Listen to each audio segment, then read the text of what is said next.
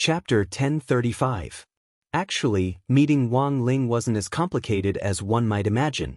Those who were familiar with him knew that as long as you prepared crispy noodle snacks beforehand, you could even video chat with the beloved Ling Jinren.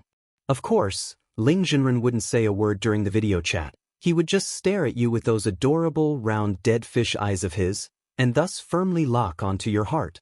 A lot of the time, if you wanted to see into a person's heart, you just needed to look into their eyes. The eyes were the windows to the soul, and Wang Ling was no exception.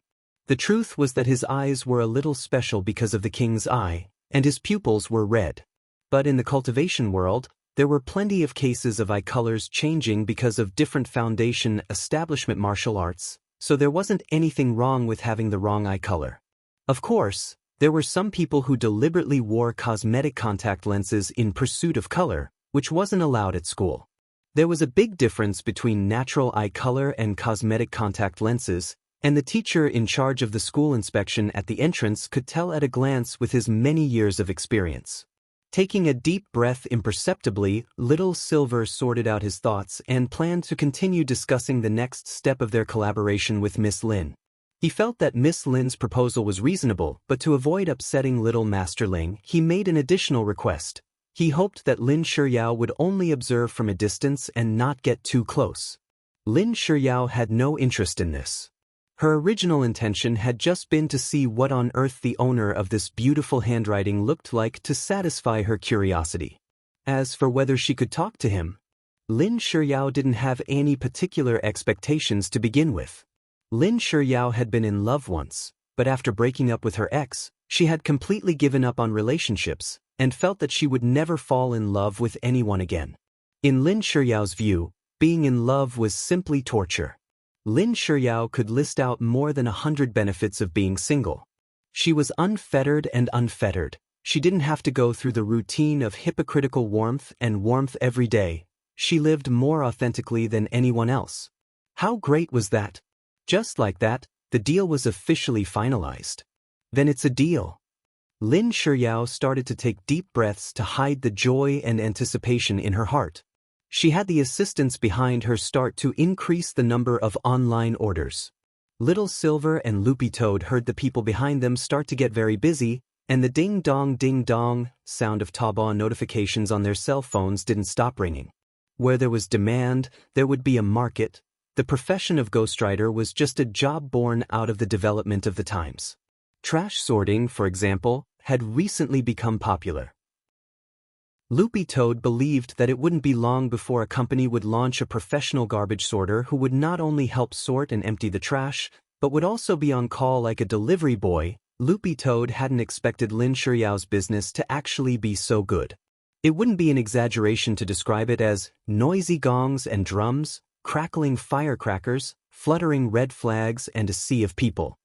At this rate, he would definitely be able to collect all the fragments of the Jade Scroll of school history before the semester started. But at this moment, a loud boom suddenly came from outside the cafeteria, followed by many students running into the cafeteria in panic, some even screaming. "What's the situation?" Lin Shiyao stood up and grabbed a flustered boy to ask.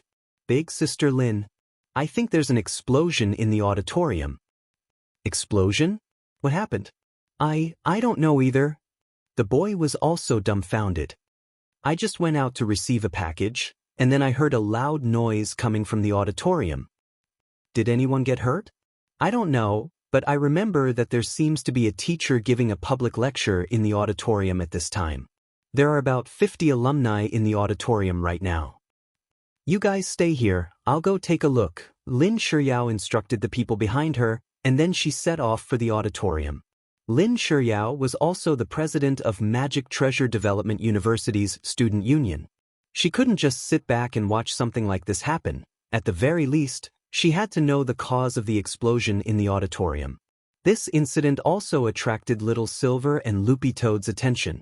After some discussion, one silver and one dog rushed out with Lin Shiyao. Magic Treasure Development University hadn't been very peaceful recently, and it was all because of the serial killer who had yet to be brought to justice. Then, could this explosion have something to do with the killer? When they got close to the auditorium, a group of university teachers had already rushed over when they heard the news. There were also some students nearby who weren't afraid of death who wanted to join in on the fun. Armed with all kinds of magic treasures, the teachers stopped the students from moving forward and dispersed the crowd, while a few teachers were already ready to step forward and rescue people. Little Silver observed the auditorium's location. It was built in a corner of the campus and was flanked by high walls on both sides by a high-pressure barrier, so outsiders couldn't climb over the walls. There were 2 entrances to the auditorium, but both had already collapsed after the explosion, and bricks, tiles, and rubble had rolled down to completely cover the entrances. Seeing this, Little Silver already realized that something wasn't right. This was clearly a premeditated explosion. If it had been an accident, it was impossible for the 2 entrances to be blown up so coincidentally. Just then, a very unfamiliar voice came from inside the auditorium. "Teachers, please calm down. Please put away your magic treasures and step back, otherwise I can't guarantee the safety of the 50 students and 1 teacher in the auditorium." An icy voice without the slightest emotion floated in the air. This was the warning that came from the auditorium's built-in broadcasting room. "Who are you?" asked one of the teachers. "It seems you've been looking for me for a long time and used all kinds of methods to prevent me from harming the next student. But the truth is that I'm running out of patience. I feel that the students who died too easily and should have been tortured to death. The reason why I'm holding this place hostage today is in fact the result of your Magic Treasure Development Universities in action." When the man said this, all the teachers and students broke out in a cold sweat. This was the latest serial killer. "You can ask for anything. Please don't hurt the children inside." At that moment, a middle-aged man with slicked-back hair and a somewhat out-of-shape stepped forward. This was Zhou Dongya, the headmaster of Magic Treasure Development University.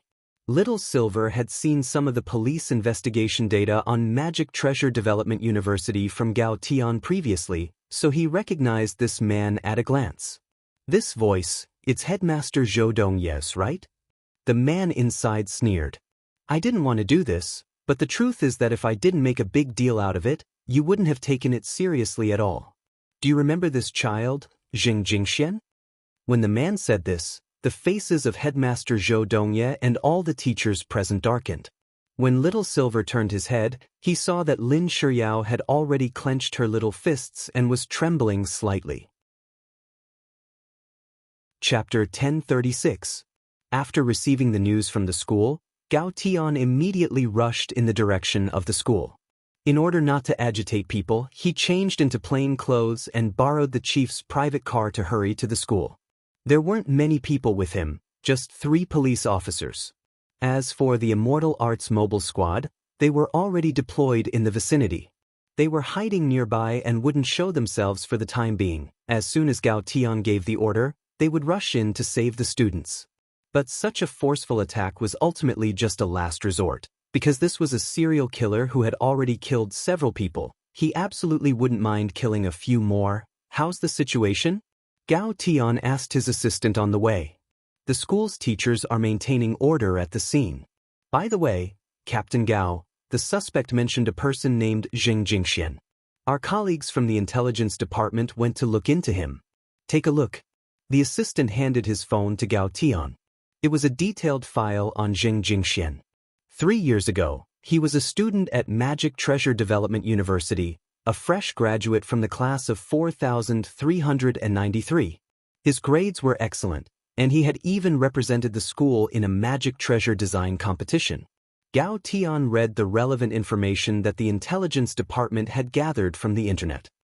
Because he was suspected of plagiarizing someone else's work in an international competition, Jing Jingxian was permanently disqualified from the competition. As a result, his alma mater, Magic Treasure Development University, was tarnished.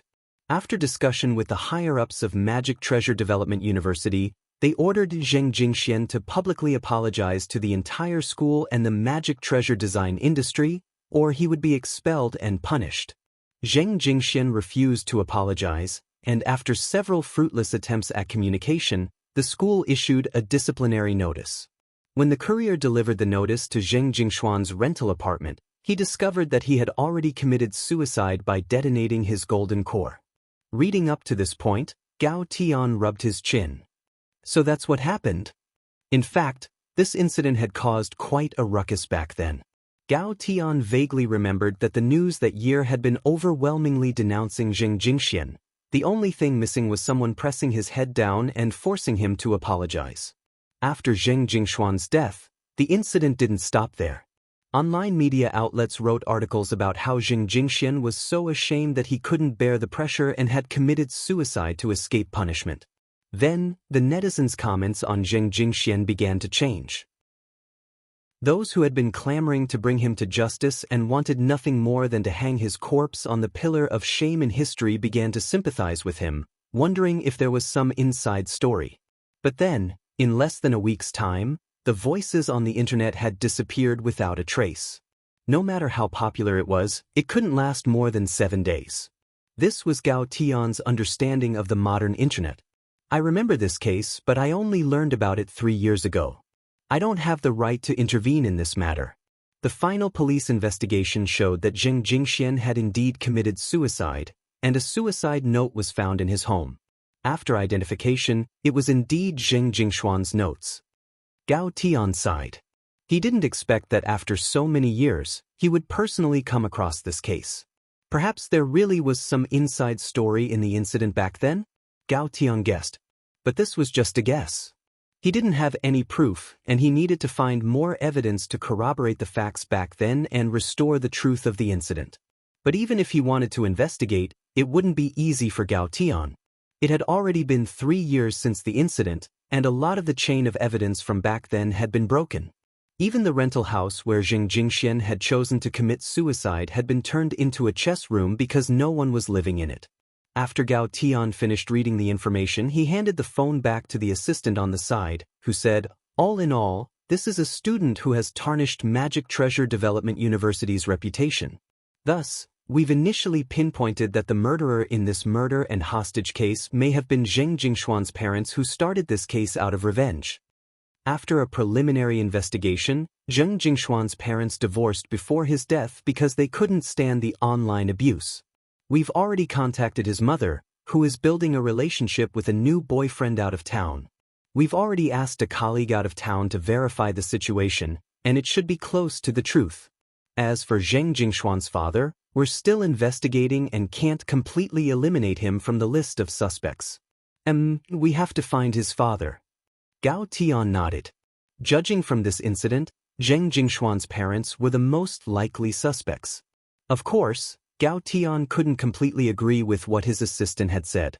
Although Zheng Jingxian was undoubtedly a pillar of shame in the magic treasure design industry, who knew what the truth was like back then? When we arrive at the scene later, don't insult classmate Zheng in such a way as to provoke the criminal, got it? Gao Tian instructed. Yes, Captain Gao. The accompanying police officers all nodded. What are the criminal's current demands?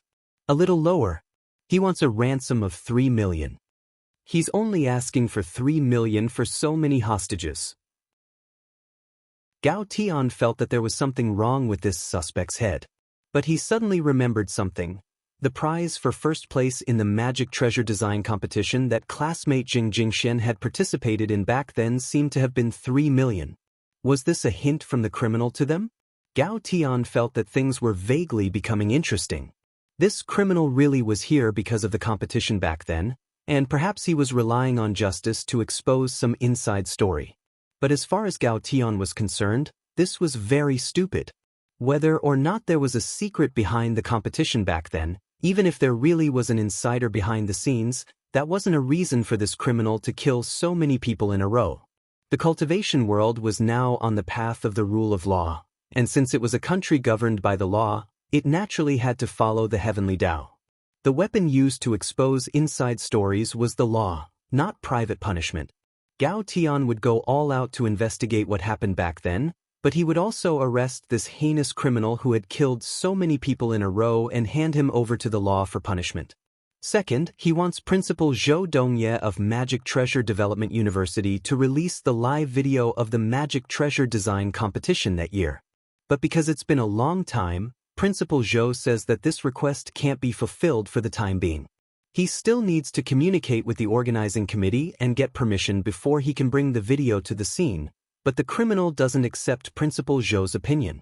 He wants Principal Zhou to release the video within half an hour, or else he'll have to kill a hostage every half an hour. And Gao Tian's expression turned cold. The third and final condition is that the criminal wants all cultivators above the Golden Core stage to withdraw from within a 10-kilometer radius, except for relevant school personnel. If they can't do it within half an hour, he'll blow up the auditorium. Chapter 1037. There was no doubt that this was an extremely ruthless criminal.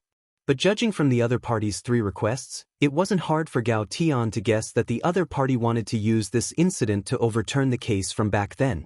If they didn't make a big deal out of it, perhaps the truth of the case would forever be shrouded in dark clouds, never to see the light of day again.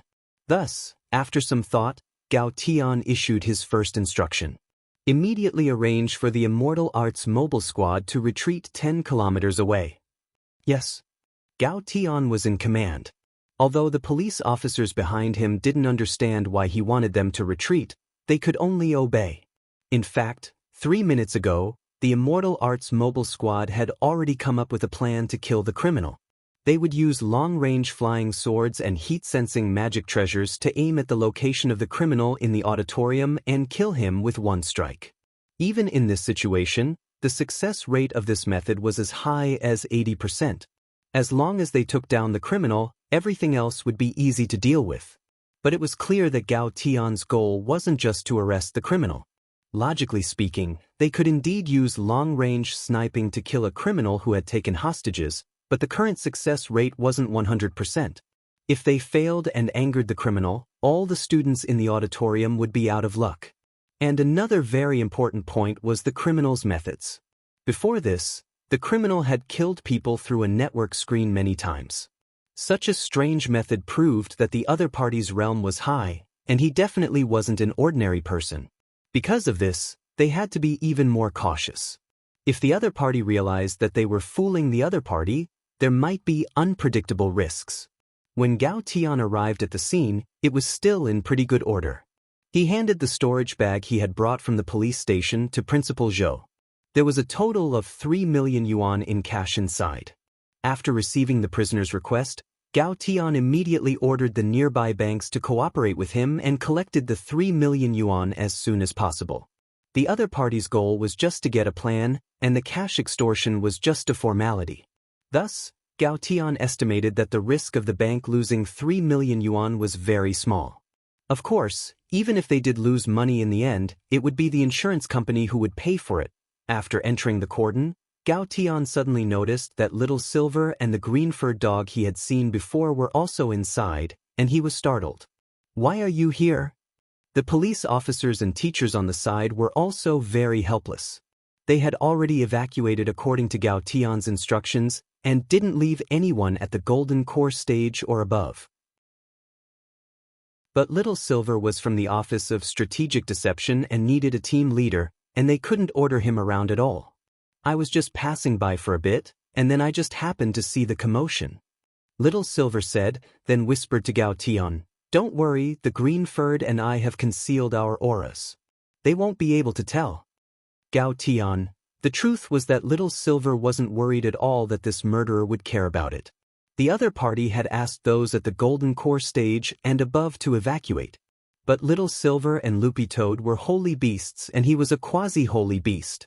The ones retreating were humans. What did that have to do with the holy beasts?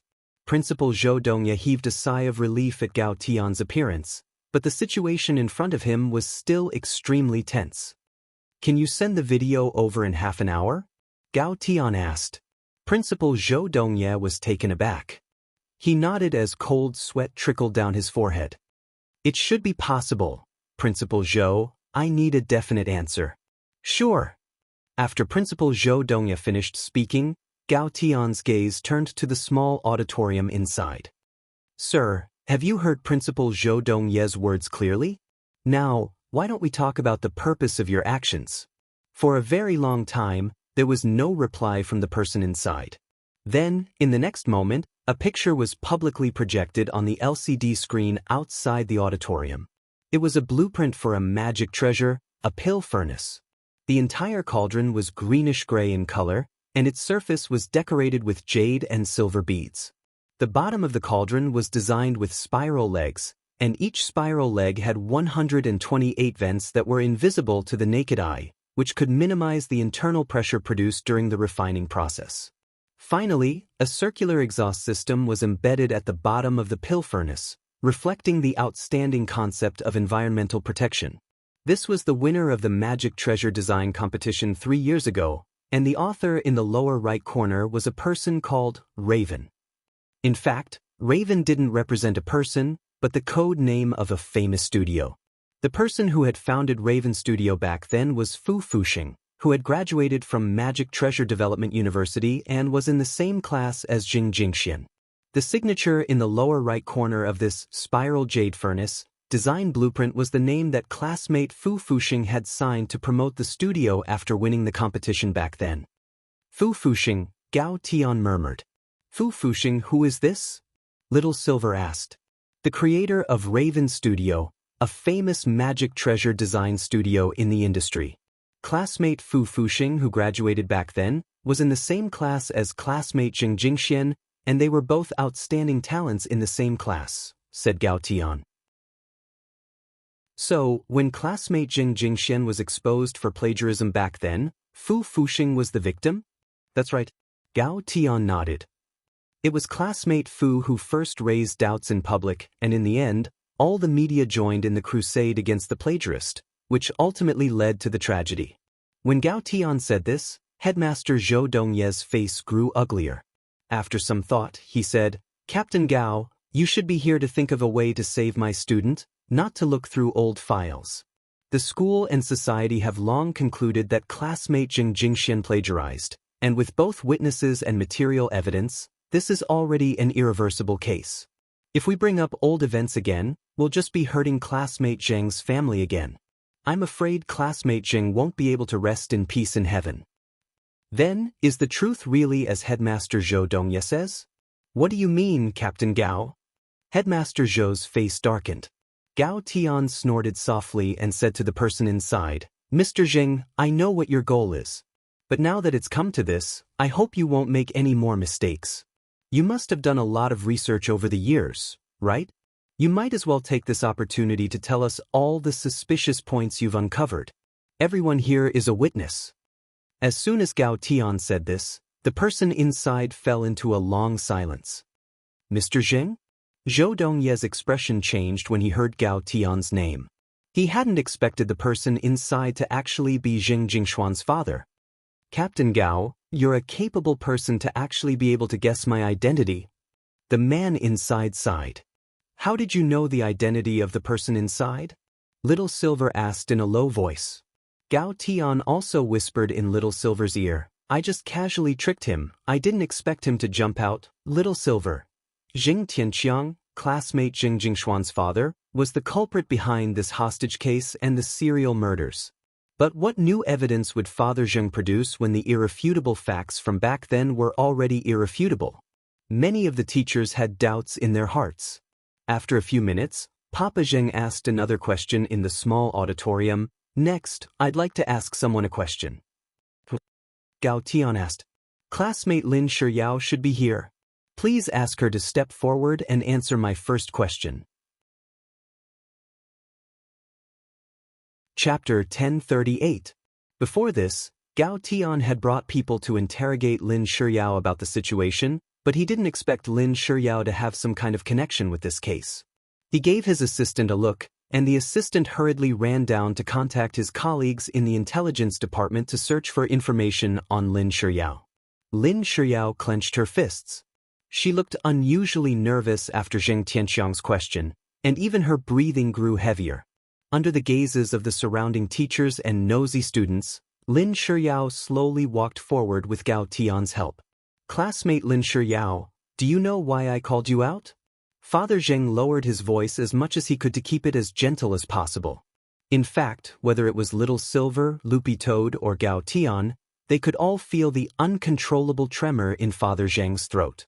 It was as if he had been waiting for this for a long time. Naturally, Father Zheng was extremely agitated, but he restrained himself and did his best to maintain the emotions in his heart so that they wouldn't explode. A person was at their weakest when they were venting their emotions, so Father Zheng could only endure it. He didn't want anyone else to find any opportunity before the truth of the matter came to light. Lin Shiyao was clearly hesitant about Father Zheng's question. She had been obsessed with her studies for the last few years in order to avoid the matter between her and Zheng Jingxian. She had been living on tenterhooks and had never expected the day the truth would come to light so soon. Classmate Lin, you can refuse to answer this criminal's question. Headmaster Zhou Dongye stepped forward again. Principal Zhou, if you interfere with this matter again, I will issue an arrest warrant for you and arrest you for the crime of disrupting order. Gao Tian glanced at Principal Zhou. Principal Zhou's face darkened, and he stepped back. Lin Shiyao could be considered a celebrity at Magic Treasure Development University. To think that such a beautiful president of the student union with excellent academic results was actually connected to the school disgrace from 3 years ago, this made all the teachers and students present curious. After a moment of silence, Lin Shiyao finally seemed to pluck up her courage and raised her head. Yes, Zheng Jingxian, he's my ex-boyfriend. Gao Tian wasn't surprised by this answer, but it startled all the teachers and students present. Father Zheng, can you tell me when you broke up? Lin Shiyao said, after the Magic Treasure Design competition, Jingxian broke up with me. Very good, student Lin Shiyao's words are very honest. At least until now, you haven't lied to me. Father Zheng nodded. Then, student Lin usually has the habit of imitating beautiful handwriting. Lin Shiyao's eyes were already red. Yes, this is my hobby, Father Zheng. Next, Lin Shiyao, please answer my last question. Jingshuan's will was written by you, Lin Shiyao? What? All the teachers and students present were stunned. Student Lin, why didn't you say so back then?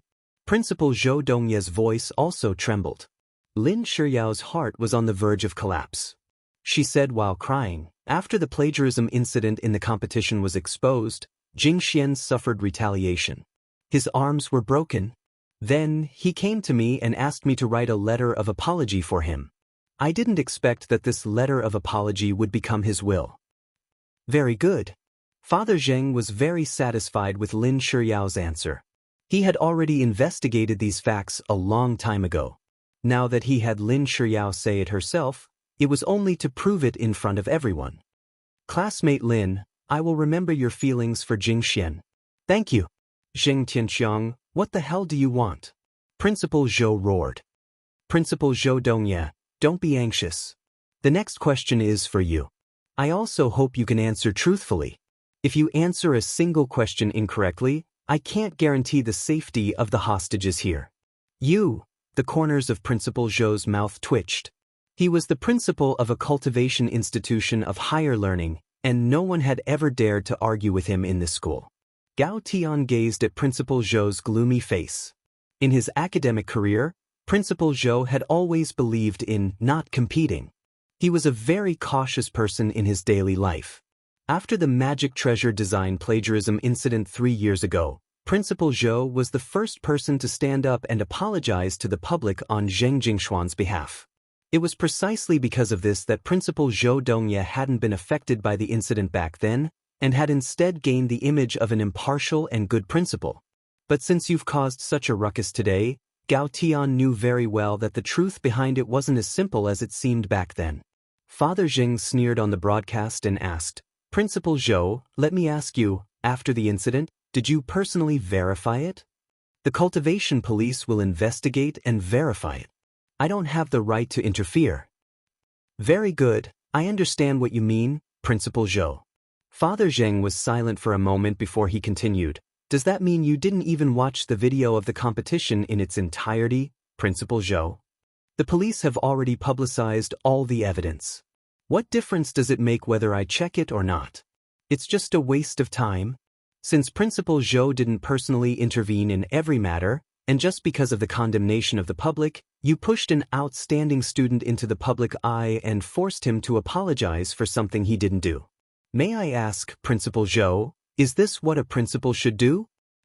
You, Principal Zhou, you don't have to be in a hurry to refute me. I have sufficient evidence to prove Jingshuan's innocence. At this point, Father Zheng controlled the LCD screen in the school square to show a chart of the relationship between the legal representatives of a company.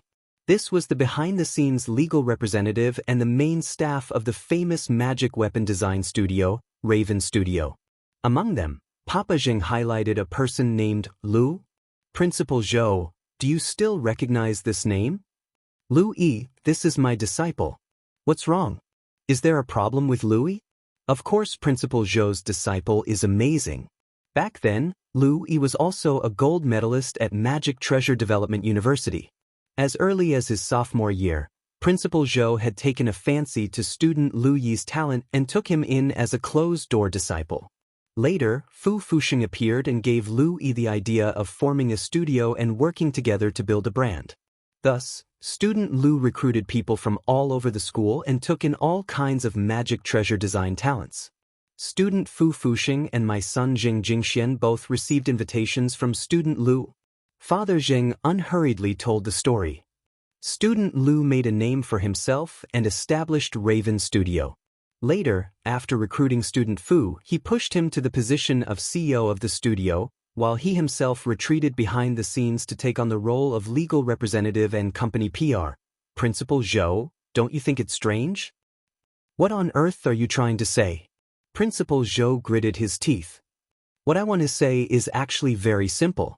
Zheng Tianxiang said coldly, I want to say that student Lu Yi actually doesn't have any real ability. All the magic treasure designs he made in university, including the designs he submitted to the competition, were all based on my son Jing Jingshuan's high school work, including that plagiarism case 3 years ago. Tianjin. Chapter 1039.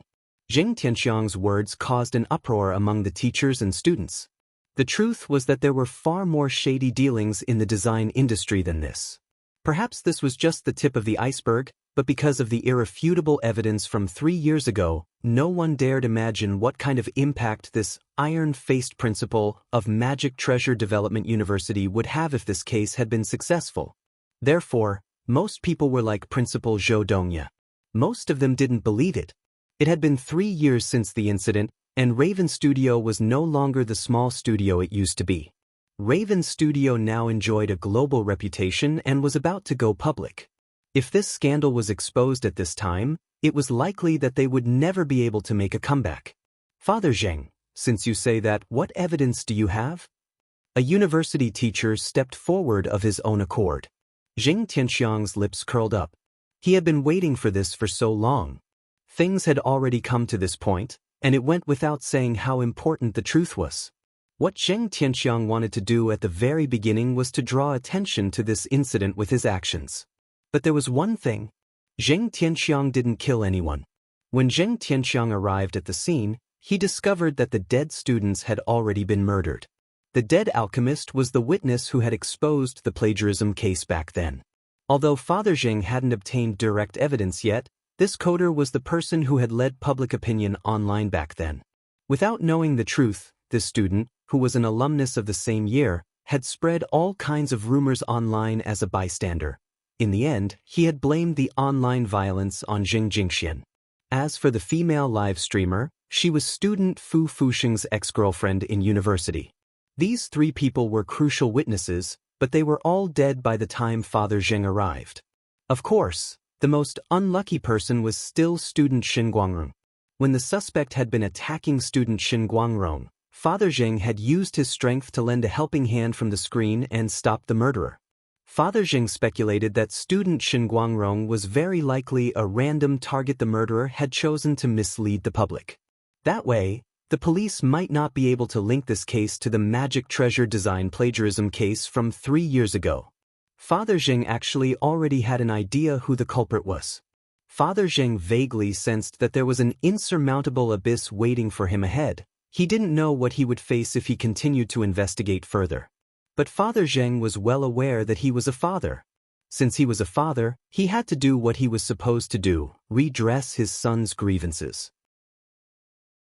When Father Zheng walked out of the broadcasting room, the students in the auditorium, as well as the teacher who had given the lecture earlier, had already calmed down from the initial panic. So far, everything Father Zheng had done really made it impossible to associate him with this vicious serial killer. Most of them were just observing. During their public lecture in the auditorium, a shadow suddenly jumped out of the big screen and finally materialized into Father Zheng in front of them. Father Zheng was very strong. The moment he appeared, everyone in the auditorium was bound by the power of this shadow and couldn't move. Then, Father Zheng got the female teacher to cooperate with him and take away all the students' phones. He also activated the barrier inside the auditorium to block any possibility of telepathic magic informants. Then the scene before them happened. Father Zheng slowly walked out of the broadcasting room. He walked up to the dais, stood at attention, and bowed deeply to everyone. Teacher and fellow students, I'm sorry to have startled you. Please stay with me for a while longer to do what a father should do. Father Zheng bowed again. The students and teachers in the auditorium were unusually cooperative. They were new students this year, and although they had heard about the plagiarism case back then, they hadn't personally experienced it. At that time, they had been so busy with the college entrance examination that they hadn't had time to care about the comments online. This was also the reason why Father Zheng had chosen to kidnap this batch of students. They were a relatively neutral party, and their opinions on this matter were more from the perspective of the onlookers. On the other hand, Father Zheng also needed direct witnesses. The witnesses he had been looking for had all been eliminated. Since there was no longer any testimony from back then, Father Zheng had to find a new batch of witnesses. Now that things have come to this, are you still hiding? I still have a lot of evidence on hand. If I play it all, you'll probably spend the rest of your life in prison, won't you? Father Zheng stood with his hands behind his back. He was dressed in pitch-black ancient clothes, and when he released his aura, it fluttered even though there was no wind, naturally giving off the air of a master. After the plagiarism case, Father Zheng had been looking for evidence all this time. It had been an extremely difficult process, and the person behind the scenes was wearing down all the evidence bit by bit. The results of Father Zheng's years of painstaking work had already been released just now. If the witnesses were gone, he would create new ones. If the evidence was gone, he would create new ones. As Father Zheng said this, he could already sense that the person he was looking for had already arrived in the auditorium without anyone knowing. This kind of silent infiltration method was also the main method of the serial murders in the apartment. Student Lu, you should be coming out now, right? Louis? Senior Louis is here? Everyone in the auditorium was astonished. This speech was also clearly heard by all the teachers and students in the school, including the police, through the public broadcast button in the broadcasting room. It's impossible for Louis to kill anyone. He doesn't have that kind of ability. Zheng Tianxiang, don't make irresponsible accusations. Principal Zhou Dongye stood up with an extremely agitated expression. Principal Zhou, what proof do you have? Gao Tian looked askance at him. Lu, it's impossible for him to commit a crime. That's because his golden core was completely removed the year he entered university because of a myoma. That is to say, it's impossible for him to cast any spells. Even his strength is much weaker than that of a normal cultivator. The 3 dead students were all at the golden core stage, and Lu Yi couldn't beat them at all. So he can't be the murderer. Principal Zhou Dongye said agitatedly. Is he not the murderer just because he can't use spirit energy? Father Zheng laughed. Principal Zhou Dongye, it's really sad that you're still lying to yourself even now. Even if you can't use spirit energy, as long as you have a powerful enough rechargeable magic treasure, you can still commit murder. In my son Jingshuan's high school work, there was a design for a magic treasure that could move between screens and kill people without leaving a trace. Student Lu Yi stole this design and developed it. I want to ask Student Lu Yi, after stealing so many of my son's designs, have you paid the copyright fee? Chapter 1040. Father Zheng's question was loud and clear. No one thought that the magic treasure plagiarism case that had rocked the whole country 3 years ago would actually see the light of day again under such circumstances. Father Zheng had hijacked a university student in a small auditorium, and this case had attracted even more attention through a live online broadcast. The cultivation police wanted to block the news, but it was already too late. Relying on his own power, Taoist Guang had spread the news all over the world, and it had become a matter that the whole world was paying attention to. As the big brother of the live streaming platform, Taoist Guang now had a huge number of light chasers behind him. Of course, apart from Wang Ling's secret greeting, the reason why Taoist Guang had chosen to live stream this incident was that he wanted to use this incident to let more people know the truth of the case and reflect on it. Student Zheng Jingxian couldn't stand the strange gazes, and died in humiliation amidst everyone's curses. He had chosen to commit suicide to defend his last bit of dignity.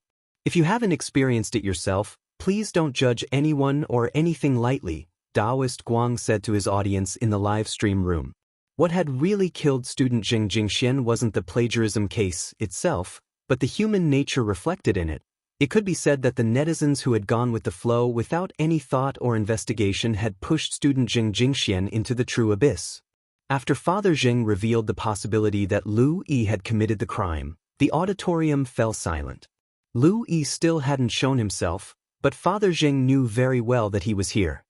He was lurking in the dark as he pondered his next move. All these years, Lu Yi had retreated behind the scenes and used stolen works to package himself as a genius in the eyes of the world. If he impulsively stepped forward at a time like this, with such a high reputation and achievements, everything would be over. Father Zheng was waiting for Lu Yi to come forward and admit his mistake. But it was very clear that this person, who had been blinded by his reputation, wouldn't show himself so easily. I know, student Lu Yi, you're already here. Even if you don't want to admit it, what I said is the truth. Father Zheng stood with his hands behind his back, his expression indifferent without the slightest hint of nervousness or panic. Father Zheng smiled bitterly. To be honest, Lu Yi, I don't blame you. Because I won't blame a person without talent. In the past, when Jingxian was still alive, I was always against him engaging in the field of magic treasure design. The waters of this field are too deep, and I was worried that he would fall into it sooner or later. But your appearance, Lu Yi, at least proves that Jingxian is a genius, right? Father Zheng looked up at the ceiling and sighed. After the plagiarism case, Jingxian talked to me. He talked about how the people around him had changed after the murder. Before the murder, he had been the center of attention at school. But after the case, he was looked down upon and criticized wherever he went. Even his best friends began to keep their distance. I don't know how the students who watched Jingxian fall into the abyss step by step and didn't lend a helping hand will feel now that you're paying attention to this case again. It was your violence and the irresponsible public opinion on the internet that completely sent Jingxian into the abyss. Everyone fell silent. Principal Zhou Dongye's expression was even uglier. Cold violence was also a form of school violence, and as principal, he couldn't shirk his responsibility. At the same time, Principal Zhou felt a little afraid. He was afraid that the truth back then would really be reversed. What's more, he never thought that his incorruptibility back then would actually harm his own student with his own hands. Principal Zhou knelt on the ground in vexation. Father Zheng's words had already broken down his psychological defenses bit by bit. But this wasn't the result Father Zheng wanted to see. Classmate Lu Yi, I'm waiting for you right here. If you still have a little conscience, please step forward. Father Zheng stood on the podium in the small auditorium like a priest praying. He had never hoped so much for that person to step forward on his own. He was well aware that his son Zheng Jingxian was already dead, and there was no point in dwelling on death and resurrection. He just wanted an apology. At the very least, his son's soul could rest in eternal peace. After waiting for another 5 minutes, Father Zheng's expression gradually turned grave. For now, it was really too much to ask for an atrocious sinner to apologize. Whether it was a homicidal maniac who attacked an innocent female university student abroad or a shameless pervert who attacked young children, their hearts were twisted for all sorts of reasons. They rationalized their repulsive actions as self-consolation, shamelessly believing that this was what the world owed them. It was precisely because of this that they had never truly regretted their actions. In the depths of their hearts, they believed that this was nothing more than a form of compensation from the heavens. Father Zheng had always felt that when this sort of scum of society was exposed in the news, their faces shouldn't be censored. Instead, their ugly deeds should be exposed to the light of day, so that the world could clearly see their twisted faces. Father Zheng's original intention was to expose the truth of the matter. He didn't want to hurt anyone, not even Louis. What he needed was for Louis to repent and turn himself in. But now, it seemed that it would be very difficult to expose the truth of the matter if he didn't use some special methods to bring Louis to justice. Elsewhere, Gao Tian had already ordered the intelligence team to obtain all the latest information on Father Zheng. A lot of the information actually hadn't been updated and was old.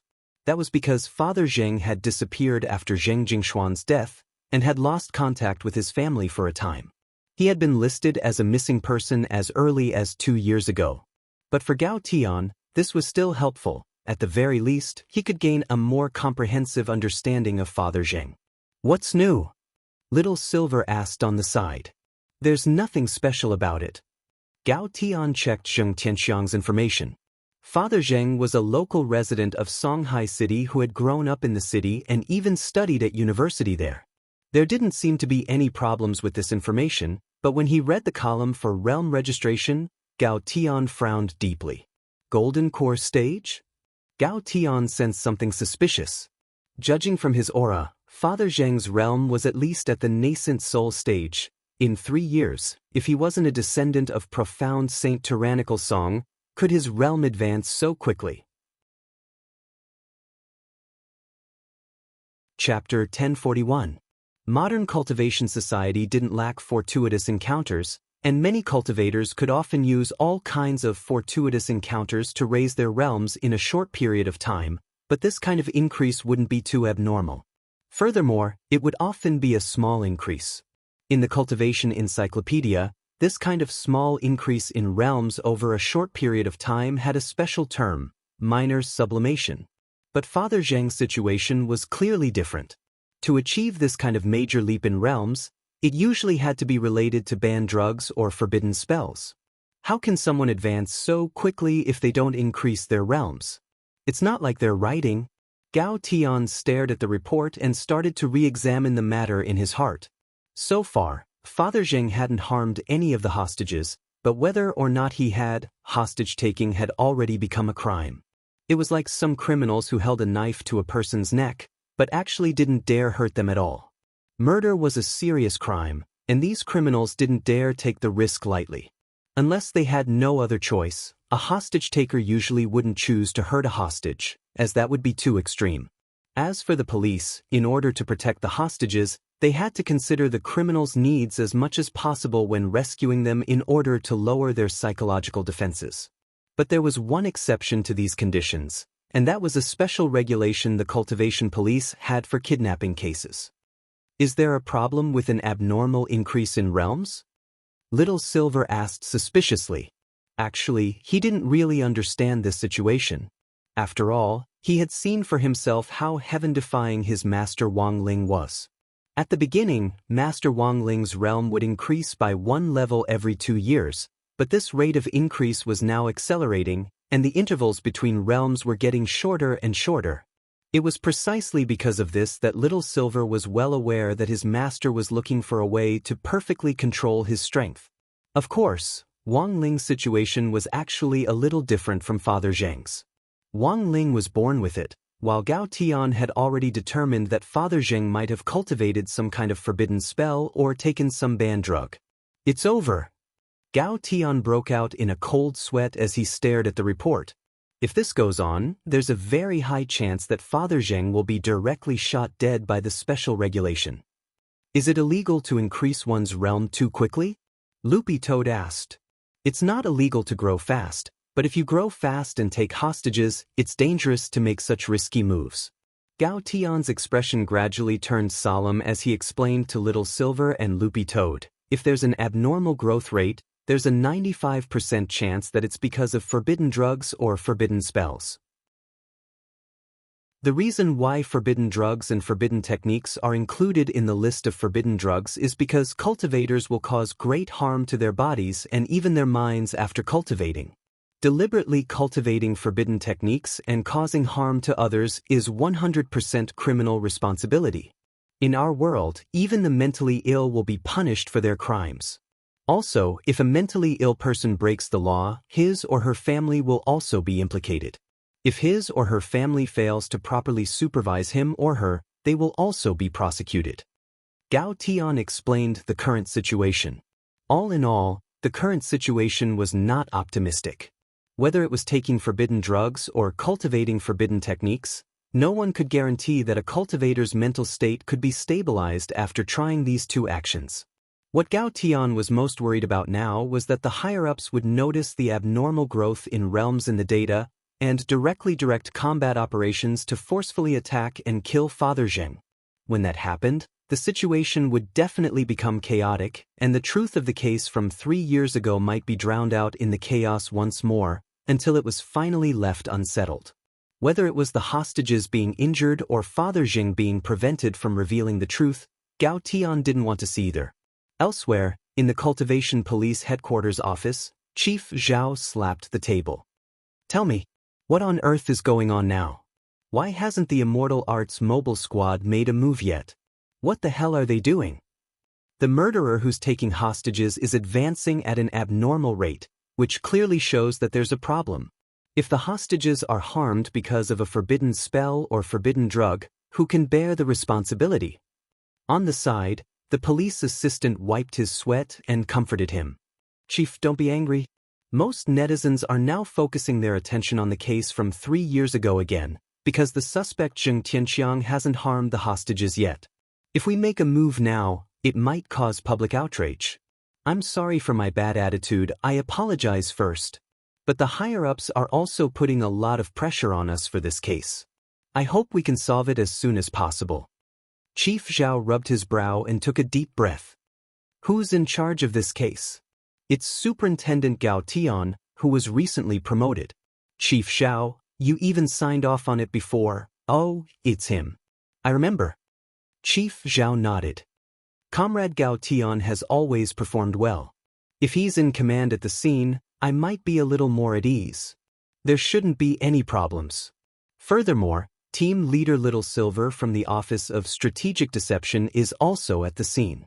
Team Leader Little Silver's realm is profound, and his assistance is double insurance. The Office of Strategic Deception's team leader is also there?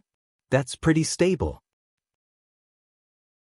Hearing this, Chief Zhao instantly heaved a sigh of relief. He unhurriedly picked up the cup in front of him, blew on it a few times, and then took a big sip of tea. "Oh, by the way, Chief Zhao, I just received news that Director Ajwa is on his way." "Pooh." Chief Zhao spat out a mouthful of tea at the assistant in front of him. "What's he doing here?" "I heard he's passing through the area."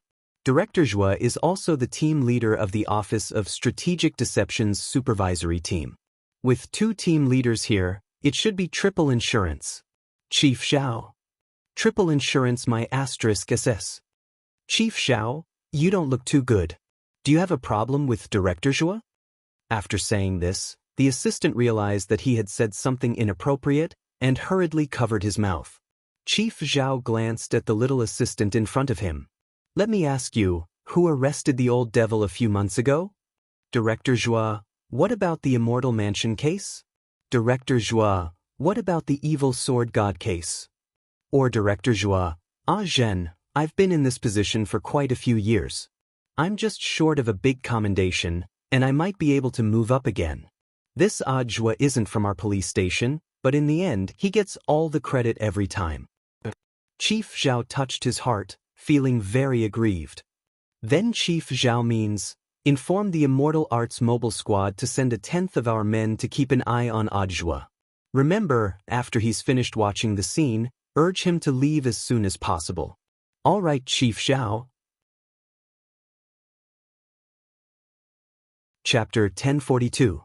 Number 60 High was already in the process of being promoted to a key city high school. Although the fragments of the Jade Scroll of school history were still being collected, Like all the other key city high school candidates, the general administration of 100 schools had to go through the necessary procedures, and Ajwa had to personally approve and sign it. Today, Ajwa had originally planned to visit the summer campus construction team in charge of number 60 High and several other candidate high schools. In the end, he had only been halfway there when Secretary Dakong directly called his cell phone. Little Zhuozi, there's a problem at Magic Treasure Development University. It seems that the Immortal Arts Mobile Squad has been mobilized.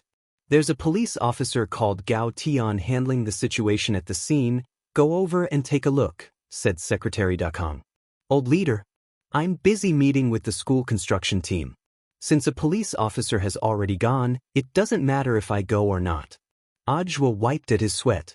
He was mainly afraid that if he went over, he would inexplicably gain another merit after the case was closed. Chief Zhao at the police station had already been unhappy because of the old devil and the master of Immortal Mansion, so Ajwa felt that it was indeed a little inappropriate for him to interfere with the normal work of the police station.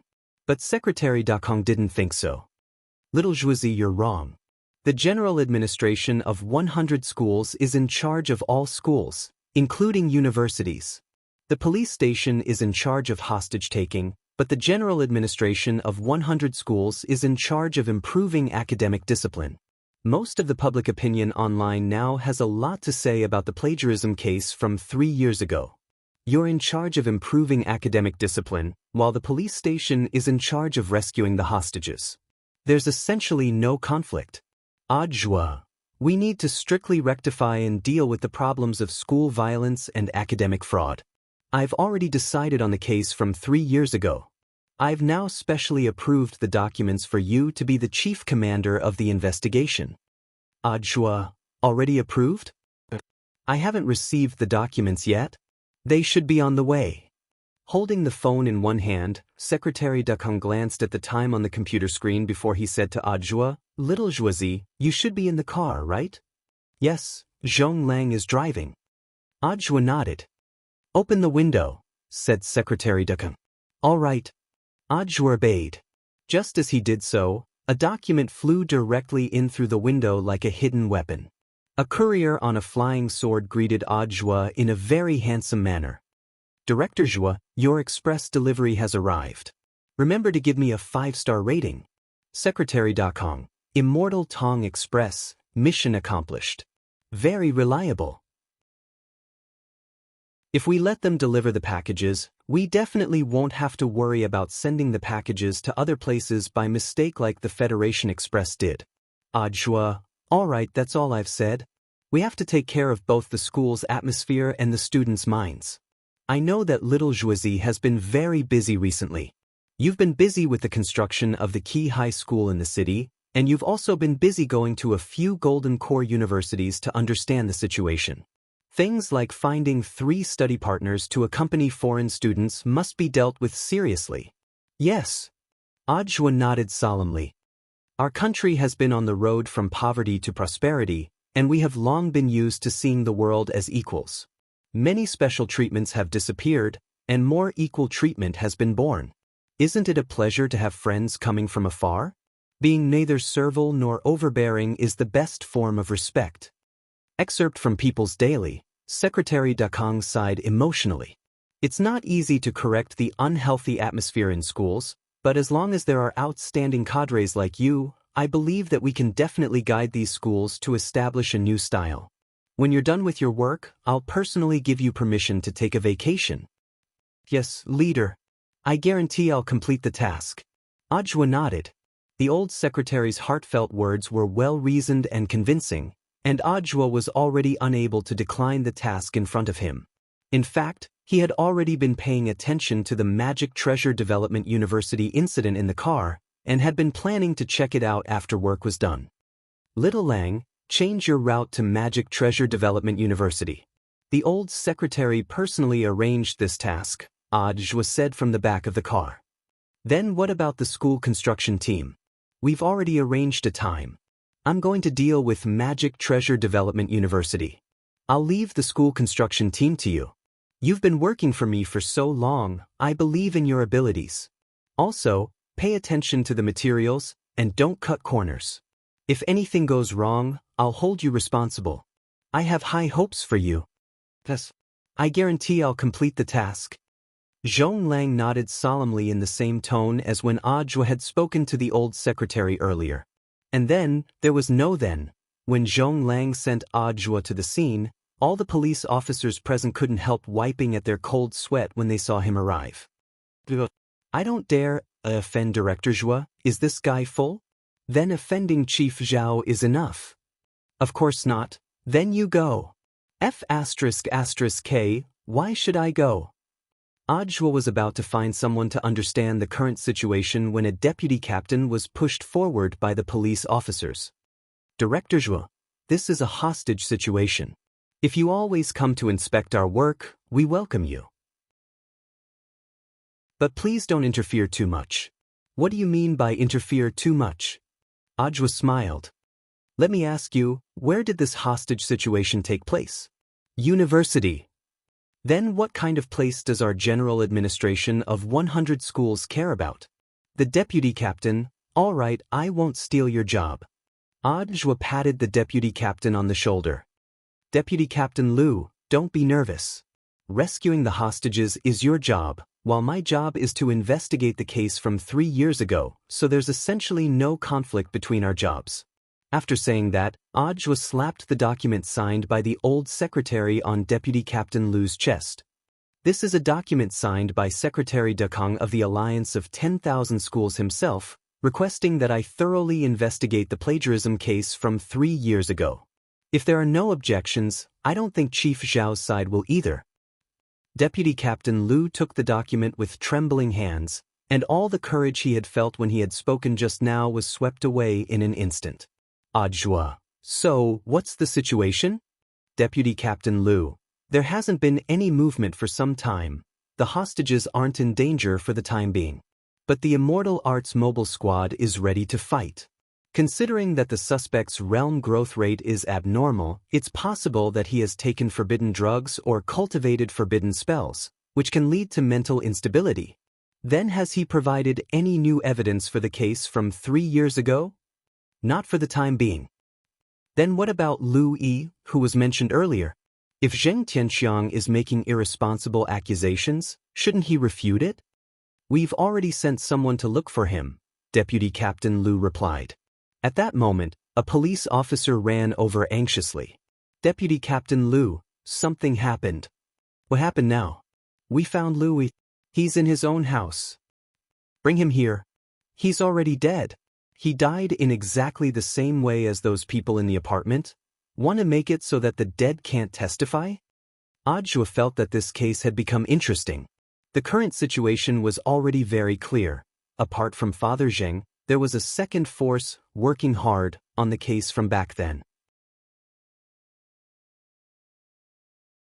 Chapter 1043.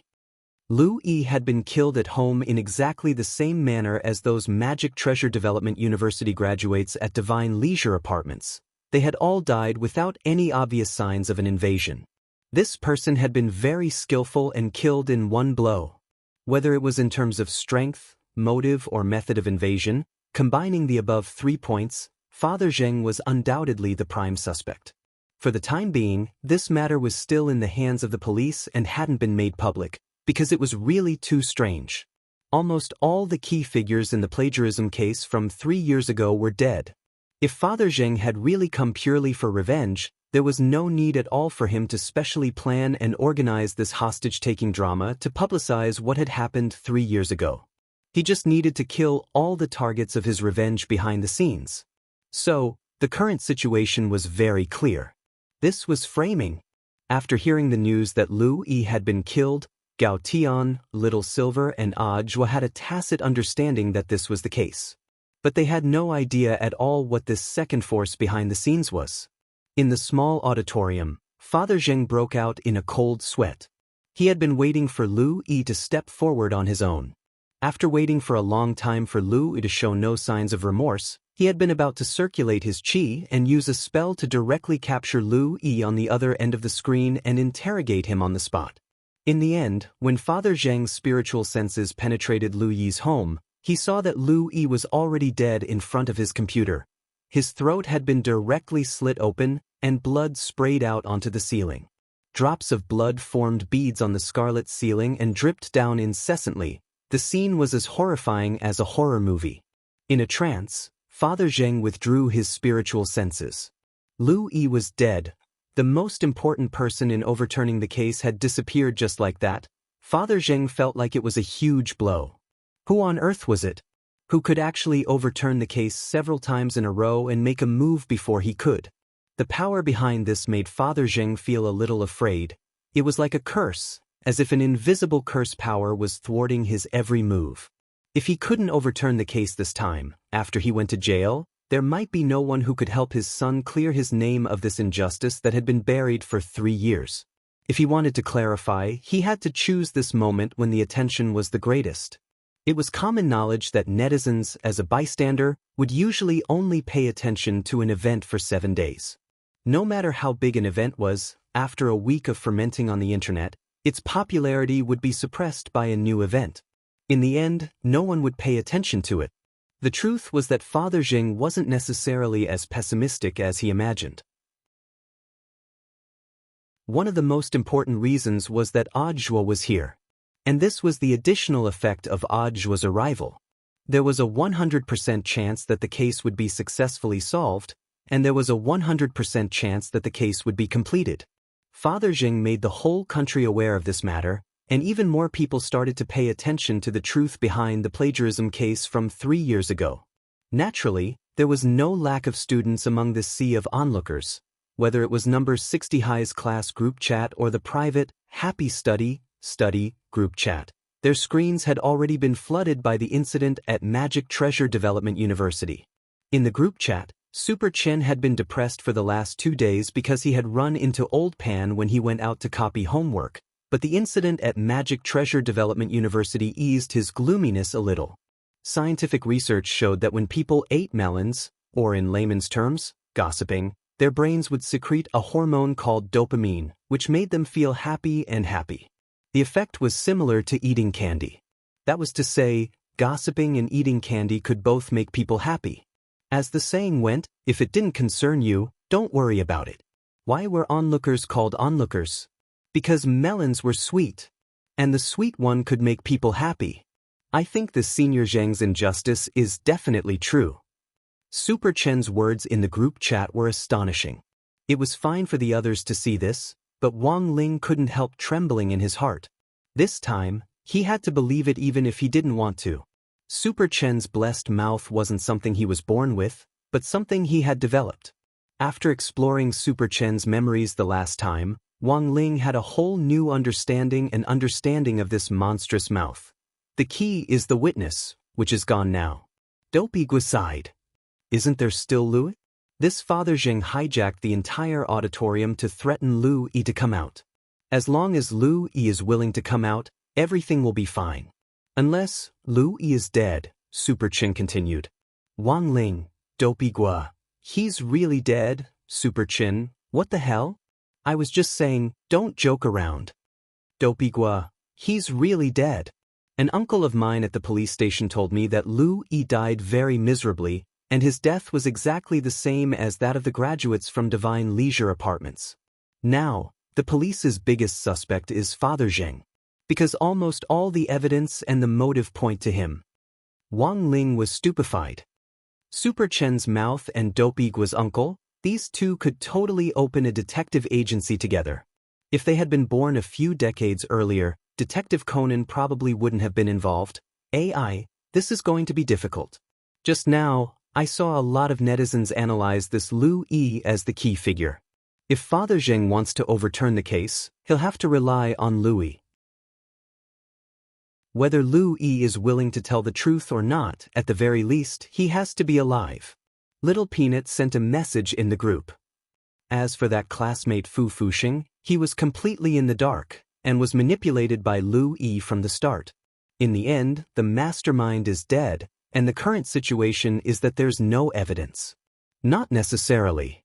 Super Chen suddenly said, I'm thinking of a possibility. What possibility? 3 years ago, there might have been other witnesses. Including when Lu Yi died, there might have been other witnesses, Super Chen said. Wang Ling sent several question marks. First of all, I want to say that when I say witness, I'm not talking about people. For an apartment as old as Divine Leisure Apartments, there are bound to be cockroaches and ants, right? Maybe they were eyewitnesses to the crime and Lu Yi's death 3 years ago. Super Chen said, I know of a spell that can communicate with living beings. Dopigua should be more familiar with this than I am. Dopigua nodded and said, indeed, a high-level pet trainer can do it. Maybe we can ask teacher Wei Ji to help. There might really be hope. But the problem is, how do we find cockroaches and ants? You'll have to ask number 59 High School's professional pest elimination team about this. Number 59 High School's pest elimination team, don't tell me you're talking about. That's right, it's that group of cats that appeared at number 59 High School before. With that black cat as their leader, I heard that after the Spirit Sword Exchange Conference, this black cat led the way in wiping out Shadowstream's headquarters. Since then, it has made a name for itself, and then took advantage of that momentum to start a pest elimination business, Super Chen said. Wang Ling, Dopigua and Little Peanut. Super Chen, I heard that with that black cat as their leader, their business now covers all the major districts of Songhai City. It's much easier for them to find cockroaches and ants than it is for us. Most importantly, they know how to hold back when catching things. Their employers hate cockroaches and mosquitoes to the bone, and many of them ask them to keep them alive. When they catch them, they'll be especially careful, and in the end, they'll give them to their employers to ravage. Wang Ling. Chapter 1044. As Super Chen had said, after the Spirit Sword Exchange meet between number 60 High School and number 59 High School, that black cat called Zheng Tan had become the cat tyrant in that area, and the independent regiment, led by Zheng Tan, had grown from a small one to the strength of more than 10 divisions. Zheng Tan had never imagined that it would have such a rich military force. With more cats under its command, its business naturally began to grow at a rapid pace. Zheng Tan's 4 pests eradication team was already very big. At least in Songhai City, there was no longer any human company that could compete with the cat regiment led by Black Charcoal. Cats were born with innate talent for catching these nimble little things. Now, Zheng Tan's 4 pests eradication team had been deployed abroad, and it had even given itself an English name, Li Zheng Tan. It couldn't be helped. If it wanted to connect with foreign countries, it had to be more westernized. Of course, this was very normal business dealings, and was fundamentally different from those schools that belittled themselves by finding study companions for international students. The overseas business wasn't as big as the domestic business, so Li Zheng Tan donated all the money it earned abroad to build Hope primary schools in the country. Nowadays, even a stray cat knew the importance of equality, and the respect between living creatures should be mutual. Even a stray cat would find it a little shameful to belittle itself and flatter an outsider's stinky feet. Mr. Li Zheng Tan, your team is truly conscientious and conscientious. We admire you. In that tree hole outside number 59 High School, Li Zheng Tan was discussing a foreign business deal when a white cat with curly hair took the initiative to shake its paw. This was a native breed of Mishio Nation, the curly spirit fairy. It was a native civet, born with strong spiritual intelligence and strong combat ability. But because it was so good-looking, many cultivators would rather keep it at home and provide it with food and water than let it participate in battle, for fear that it would hurt them. Thus, the curly spirit fairy had gradually lost its wild nature in Mishio Nation and would meow madly in fear of mice and cockroaches. Li Zheng Tan had seen this business opportunity, which was why it had expanded its business abroad.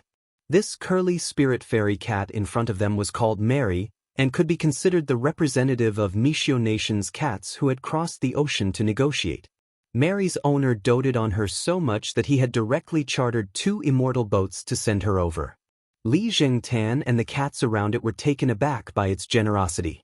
Although the deal had been negotiated, Li Zheng Tan wasn't in a good mood. This was a big deal. The long-term employment agreement it signed with Mary would lead to a large number of cats following Mary back to solve the problems of rats and pests for Mary and her companions. the sadness of parting is unavoidable. Another thing that made Li Zhengtan unhappy was the news currently being broadcast on TV about Father Zheng's hostage situation, as well as the magic treasure design plagiarism incident from 3 years ago. The deal is done. You should be happy, boss. The monk comforted Li Zhengtan on the side. It and the others didn't know what was wrong with their boss. Ever since they had seen the news, they had felt that their boss had fallen into a trance. Li Zhengtan didn't say a word. After wagging its tail at Mary to show its politeness, it took the initiative to climb the trunk of the old locust tree. Standing firmly on a branch, it stared in one direction. The setting sun shone down at an angle, and through the gaps between the trees, the scattered rays fell on the black cat's body, as if it had been draped in a floral dress. Flowers gradually dazzle the eyes. Looking at this scene, the monk couldn't help reciting a poem. After a long while, it came back to its senses and turned to look at their big client, Mary. Miss Mary, I'm really sorry. Our boss has an unpredictable temperament, and sometimes just likes to suddenly become sentimental. Oh, it's fine, I don't mind at all. Only this kind of cat is charming. The curly ahogue on Miss Mary's head changed its position, and she gave an intoxicated smile. A large part of the reason why they wanted to do such a big deal with Li Zhengtan's team was that Mary had taken a fancy to Li Zhengtan. This was a cold and aloof cat that had detached itself from the vulgar world. Furthermore, it was still able to maintain its modesty after seeing Mary, which was really too rare. Mary felt that she was already deeply attracted to Li Zhengtan's temperament. For Mary, the sentimental Li Zhengtan was the most handsome cat in her mind. How great would it be if she could have a monkey with Li Zhengtan in her lifetime? Miss Mary? Miss Mary? The monk called out softly. Seeing that Miss Mary was still obsessed with its boss's looks, it left dejectedly. Beauty was in the eyes of a sentimental cat, it didn't care so much. In contrast, it was Li Zhengtan's abnormal state that worried the monk a little. Although its boss had indeed become more sentimental after the establishment of the cat group, as its trusted subordinate for many years, the monk could still sense whether or not the reflection in its eyes was melancholy. In short, its boss was a little strange today. Was it because of that Magic Treasure Development University news? The monk carefully recalled that 3 years ago, the independent regiment had still been very small and had basically had no business dealings with Magic Treasure Development University.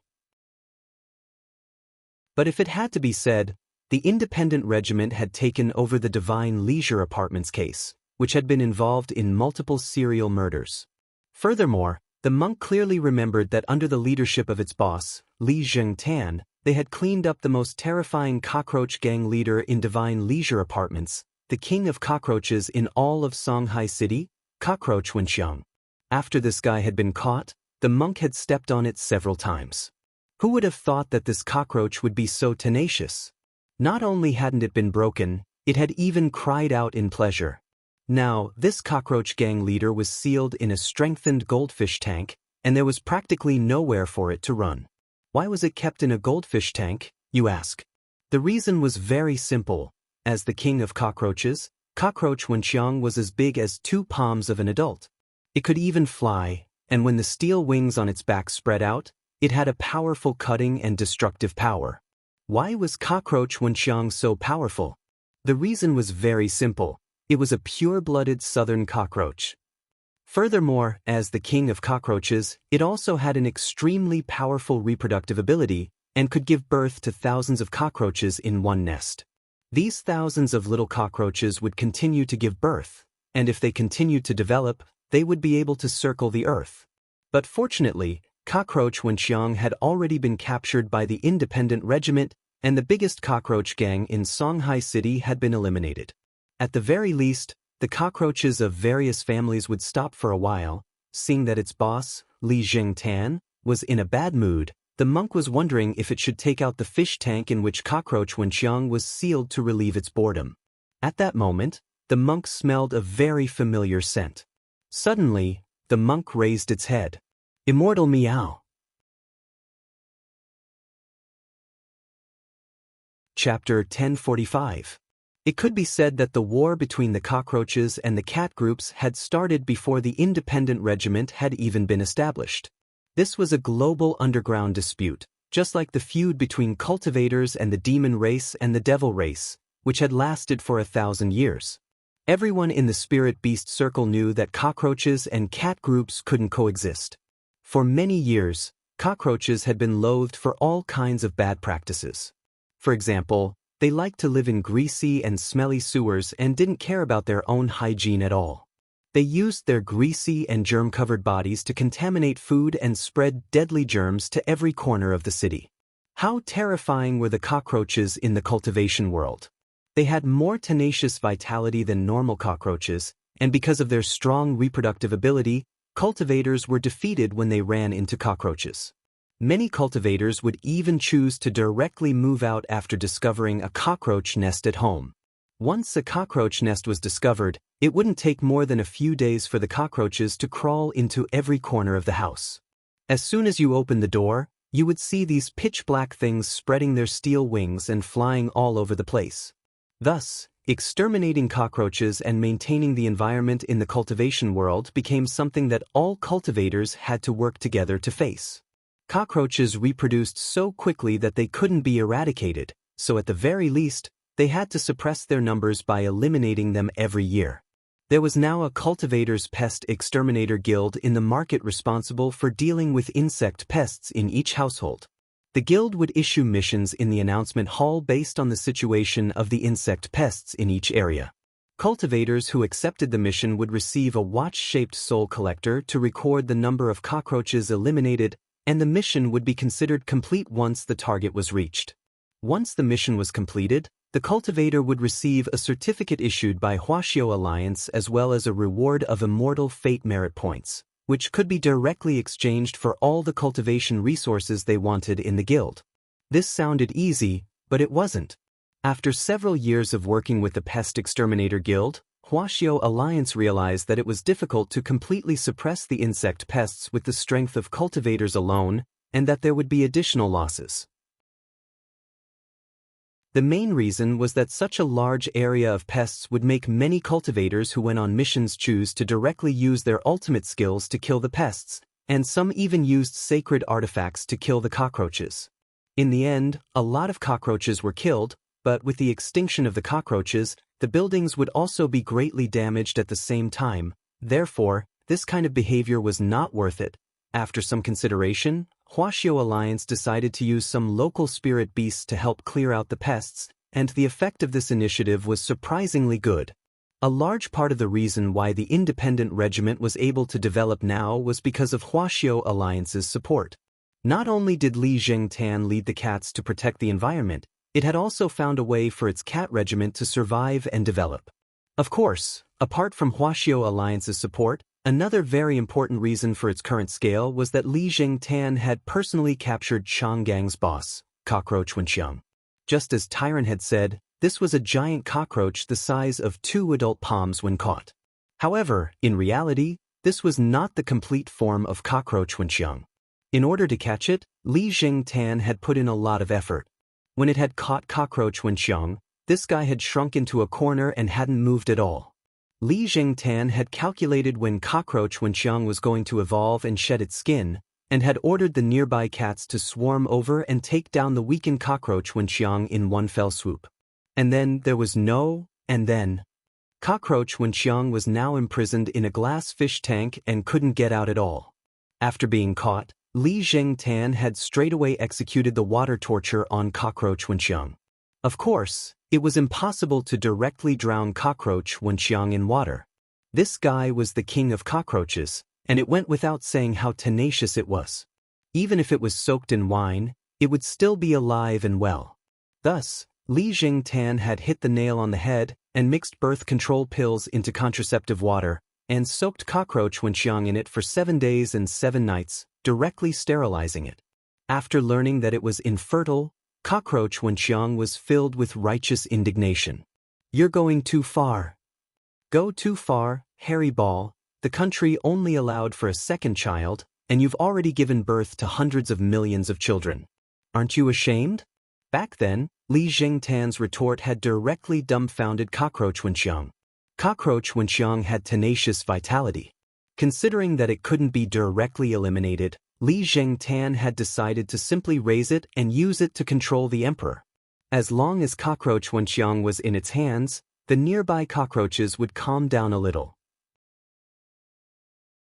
Most importantly, Li Jingtan could even use Cockroach Wenxiang as bait to draw out an endless stream of nearby cockroaches, and the cat regiment would just have to wait for them.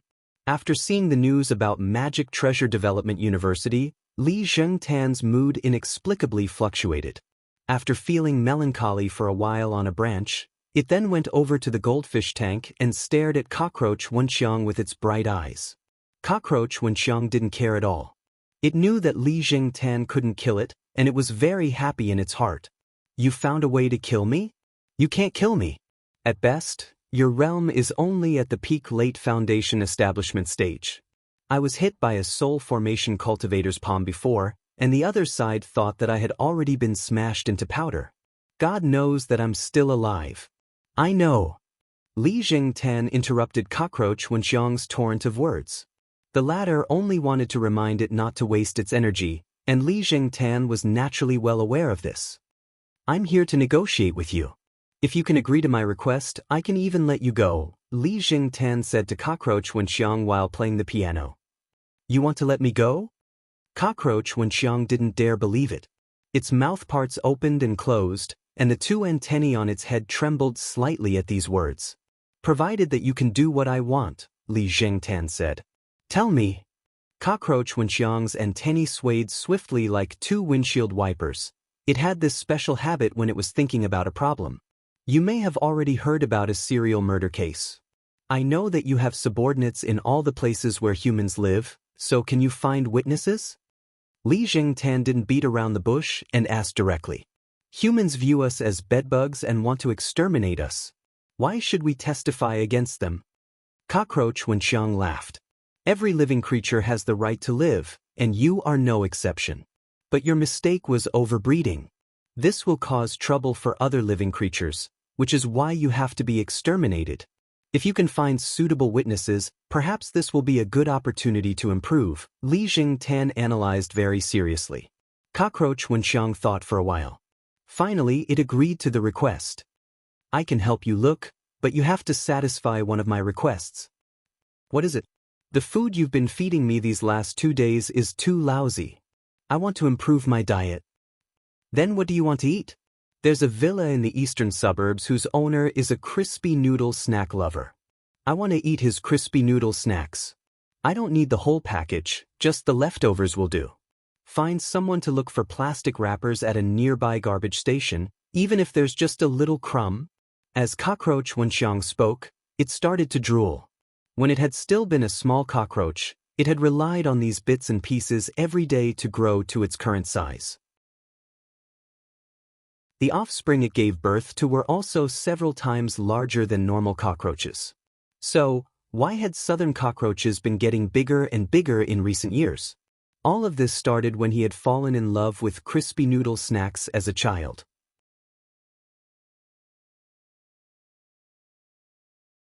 Chapter 1046. When all was said and done, the biggest reason why Cockroach Wenxiang and Cockroach Gang had been able to rise so quickly was because of Wang Ling's leftover crispy noodle snacks. What kind of divine object was the residue of an immortal king's crispy noodle snack? With just a little bit, a cockroach could grow to the size of a rabbit. Wang Ling knew this was his fault, so he took the initiative to take it. To be honest, if Super Chen and Dopey Gua hadn't mentioned using a cockroach as a witness, Wang Ling probably wouldn't have thought of this. A while ago, when the gang had been stirring up trouble, Wang Ling had wanted to personally deal with it. In the end, Li Jingtan's independent regiment had stepped forward to control the situation, so Wang Ling hadn't done it himself. Because if he made a move, all the cockroaches in the world would be destroyed in an instant. Since living things existed, there must be a reason for their existence. Even if cockroaches were pests, they were still a part of the food chain. As long as they could be controlled, there was no need to kill them. And now, the reason why he had reappeared here as Immortal Meow, which he hadn't used in a long time, was because he wanted Cockroach Wenxiang to use its actions to atone for its sins. So when Wang Ling showed up here, all the cats were extremely shocked. The monk was so excited that it couldn't speak. It fell to the ground on its butt and clutched its head with its paws, looking like it couldn't believe what had happened. Wang Ling's incarnation of Immortal Meow had always been a legend in the cat world, and every time it appeared, something big was bound to happen. All the cats couldn't help bowing their heads when they saw Wang Ling, and Li Jingtan was no exception. When Cockroach Wenxiang saw that even Li Jingtan had knelt down to worship Wang Ling, it was startled on the spot. "So you're the boss behind these cats?" Cockroach Wenxiang had previously suspected that Li Jingtan's cat setup alone wouldn't have been able to take down its strong gang. Now that Wang Ling had appeared, it instantly understood. Wang Ling stared at Cockroach Wenxiang and didn't speak. A voice rang out in Cockroach Wenxiang's mind. In order to demonstrate his authority as Immortal Meow, Wang Ling chose to ask Cockroach Wenxiang telepathically to testify in court.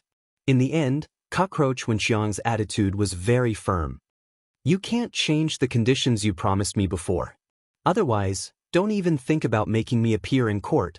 Anyway, you guys can't beat me to death and I won't starve to death here. Why don't we compete to see who dies of exhaustion first?" This kind of vile attitude made Wang Ling stifle his anger.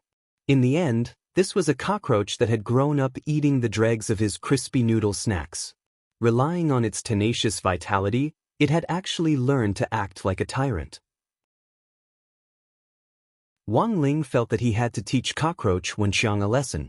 In the next moment, he raised his cat paw and ordered Li Jingtan to release Cockroach Wenxiang from the fish tank. Cockroach Wenxiang was a little dazed. It didn't know what abilities this white cat that had suddenly appeared in front of it had, but since it was Li Jingtan's boss, its realm should be higher than Li Jingtan's, right? Golden Core? Nascent Soul? Cockroach Wenxiang estimated Wang Ling's realm, and felt that this white cat's level was about right. Although it couldn't tell exactly what breed it was, how high could a spirit beast's realm be?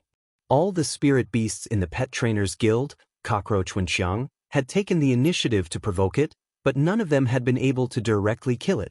He was a cockroach that had taken a blow from a soul formation stage cultivator. What kind of storm had he not seen? Simply ridiculous.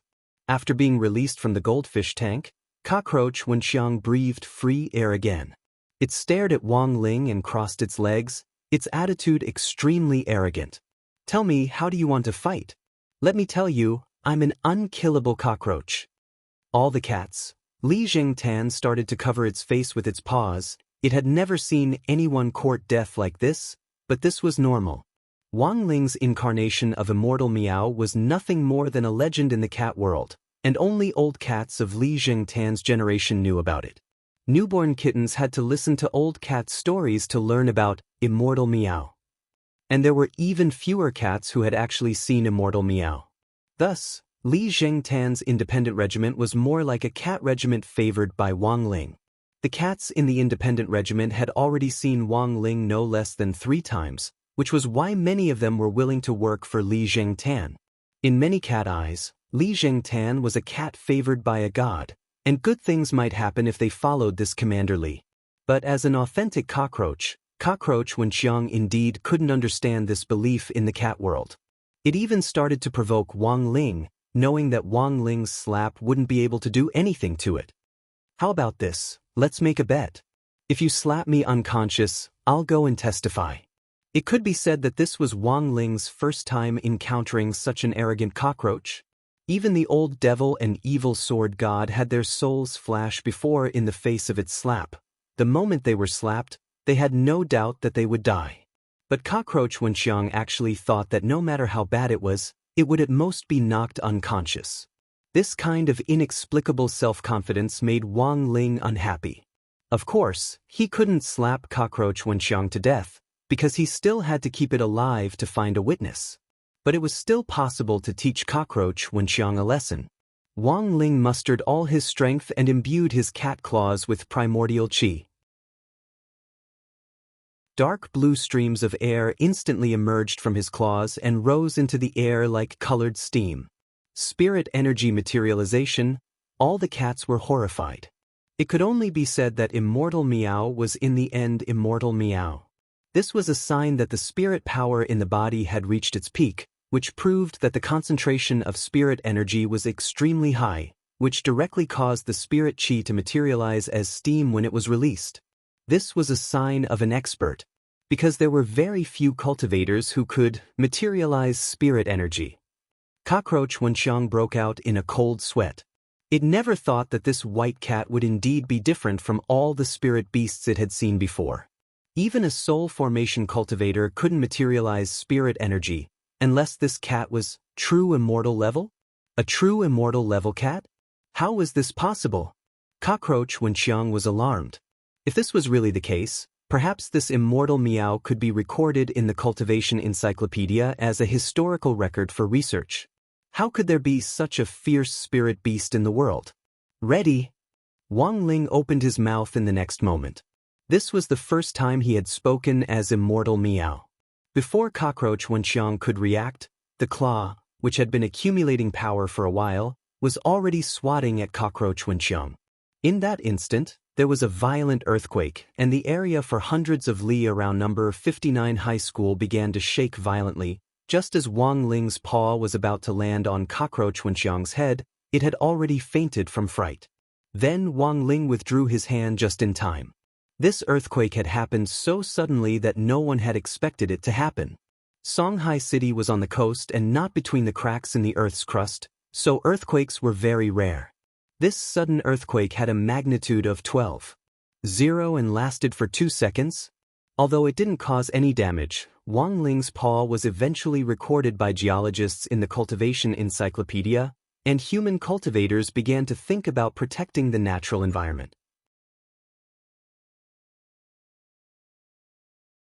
Chapter 1047.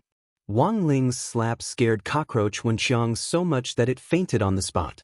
At the same time, the cultivators at the Earthquake Monitoring Center in Songhai City were extremely busy.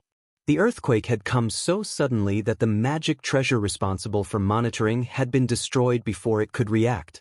Everyone stared at the dashboard in front of them, bewildered. What the hell was this thing? A magnitude 12 earthquake? The director of the monitoring center frowned deeply. Although this sudden earthquake had only lasted for 3 seconds and hadn't caused any actual damage to Songhai City, if an earthquake of this magnitude had happened in any other city, it was likely that those cities would have already been reduced to ruins. Big cities had the highest level of anti-earthquake technology. Basically, all buildings would automatically activate a building stabilization barrier during an earthquake, and everything within the range of the barrier would be in a state of weightlessness. That was to say, if a building collapsed, the rubble and debris that fell from it would float, and people wouldn't be harmed. However, this kind of emergency defense technology was only widespread in big cities like Songhai City and Jinghua City. Because the technology cost was too high, it would take at least 3 years for it to be popularized nationwide. Director, write a research report for President Xi right away. This earthquake was too sudden, and I suspect that the living environment of us cultivators will be greatly affected. Director Zhang of the Research Institute had an ugly expression on his face. In many cases, this kind of sudden earthquake without warning was often a warning of a bigger disaster. In recent years, the cultivation world had been overexploited, and a large number of creatures had been put on the endangered list. Unrestrained extraction was bound to have a huge impact on the ecological environment. Protecting the environment was a topic for all of humanity, and it had to do with the life and death of all cultivators as well as their future development plans in this era of national cultivation. Director Zhang Qiuhua had no choice but to take this matter seriously. In addition, spirit qi had been consumed too quickly in recent years. Although it was estimated that it would take several thousand years for spirit qi to be completely exhausted at this rate, the problem was already there, and cultivators from all over the world needed to face it together. This was what Director Zhang Qiuhua was doing. He was calling out to everyone with love to make them start to pay attention to environmental protection. It was almost time for the next Global Environmental Protection Cultivators Summit, and Director Zhang Qiuhua decided that this abnormal earthquake with a magnitude 12 in 3 seconds had to be the focus of this summit. Thus, Wang Ling's slap had a positive effect on the awareness of environmental protection among cultivators from all over the world. This was something Wang Ling hadn't expected. Furthermore, even Wang Ling himself couldn't have imagined that his slap in the face would result in additional summer vacation homework. After Wang Ling finished his operation and went home, Teacher Pan made an announcement in the class group chat, asking everyone to write an essay of no less than 3,000 words on the theme of protecting the environment. He regretted it back then. If Wang Ling had known this would happen, he wouldn't have hit him so hard. Of course, this was all in the future. After about half an hour, cockroach Wenxiang woke up from its coma. It could only be said that a cockroach was indeed a cockroach. Its vitality was indeed very strong. Moreover, this cockroach had grown up eating the leftovers of its crispy noodle snacks. Its vitality was extraordinary and strong. Although Wang Ling's palm didn't directly hit cockroach Wenxiang, the wind pressure caused by it had already crushed cockroach Wenxiang into a big pancake in 3 seconds. But even so, cockroach Wenxiang still managed to survive. After half an hour, Wang Ling watched as its body recovered bit by bit from its squashed state like an inflatable doll. Am I still alive? After coming back to life, cockroach Wenxiang no longer had the confidence it had at the beginning. It had almost thought that it was going to die. It was very confident in its own vitality, but after that slap just now, it actually saw something like a soul flashing around its mind. In that moment, it even thought of its mother in heavenly state. Back then, his mother had been continuously stepped on by a cultivator more than 3,600 times, and she had died in pain giving birth to him. Losing one's mother at a young age, was there anything more painful than this in the life of a cockroach? Thus, cockroach Wenxiang's personality began to harden. Even if it was for its dead mother, cockroach Wenxiang still decided to live on. It and its siblings hid under its mother's flattened body, and after the cultivator left, they dragged her into the sewers to bury her. It had already sworn that it would live on. As long as it could be eaten, cockroach Wenxiang wouldn't miss out on it. It vowed to strengthen itself, and in the end, become a cockroach that couldn't be trampled to death no matter what. The light of the soul flashing around cockroach Wenxiang brought it back to its tragic childhood. It was obvious that cockroach Wenxiang was a cockroach with a story, but now wasn't the time for cockroach Wenxiang to recall its past. Given cockroach Wenxiang's experience, it probably wouldn't be able to recall everything even if it had 10,000 more words. How much did people hate memories? It could be seen from the migrant workers manga Naruto. At a critical moment in the plot, a memory would be inserted, making people burn with impatience. Thus, continuing to kill memories wouldn't work, as readers would be suspected of exaggerating the number of words. Are you going to help me or not? In the next moment, Wang Ling's question rang out again, and cockroach Wenxiang shuddered when it heard the voice that rang out in its soul. Wang Ling had only slapped it once, and before it had even landed, cockroach Wenxiang was already suffering from sequelae. This was a normal question, but in cockroach Wenxiang's ears, it was like an interrogation from the soul, and it trembled all over. I'll help. Cockroach Wenxiang replied shakily. It knew that at that moment it already had no other choice. Elsewhere, Audiobook very quickly received the news from Wang Ling. As expected of Shifu, he was actually able to find a new witness under these circumstances. Audiobook was extremely excited. A few minutes ago, Wang Ling had sent him a message saying that he had found a new witness. Then, he announced the news to the public. All the police officers present, as well as the school leaders and teachers of Magic Treasure Development University, were taken aback when they heard this. A new witness? A new witness? Headmaster Zhou Dongye didn't dare believe it. The most important witness, Lu Yi, was already dead, and it was very likely that the person who killed Lu Yi was Father Zheng himself. How could there be a new witness in this completely secret room? Mr. Zheng, the police have already found a new witness who can prove your innocence, as well as the truth of the suicide case 3 years ago. So, Mr. Zheng, please release all the students here immediately, and the police will definitely give you an explanation. Without further ado, Audiobook began his final negotiations with Father Zheng. The scene was silent for several minutes. The door of the auditorium slowly opened. With tears in his eyes, Father Jing raised his hands high as he walked out of the auditorium. 3 years ago, those police officers had wronged his son.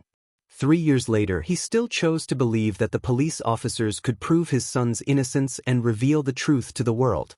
Everyone was baffled no matter how they thought about it. Director Zhua, what on earth is going on? Gao Tian asked. I found a new girl called Little Liang, who said she witnessed Lu Yi's death, Zhua replied.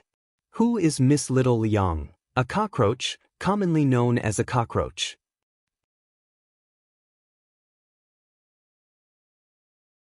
Chapter 1048. I was wrong, I really was wrong. I'm ashamed of what my motherland has done for me, and I sincerely apologize to the students I held hostage in the auditorium. I'll accept however many years I need to be sentenced to. In the interrogation room, Father Jing confessed to his illegal actions. Although he hadn't caused anyone harm, the hostage-taking had really happened. Furthermore, until a new witness testified in the public trial, Father Zheng couldn't be cleared of being a murderer. At that moment, Gao Tian, Zhua and Little Silver were all facing Father Zheng in the interrogation room. Little Silver was in charge of taking down Father Zheng's statement. For Little Silver, this was a way of accumulating material. He had been learning to write novels recently, but he wasn't very talented.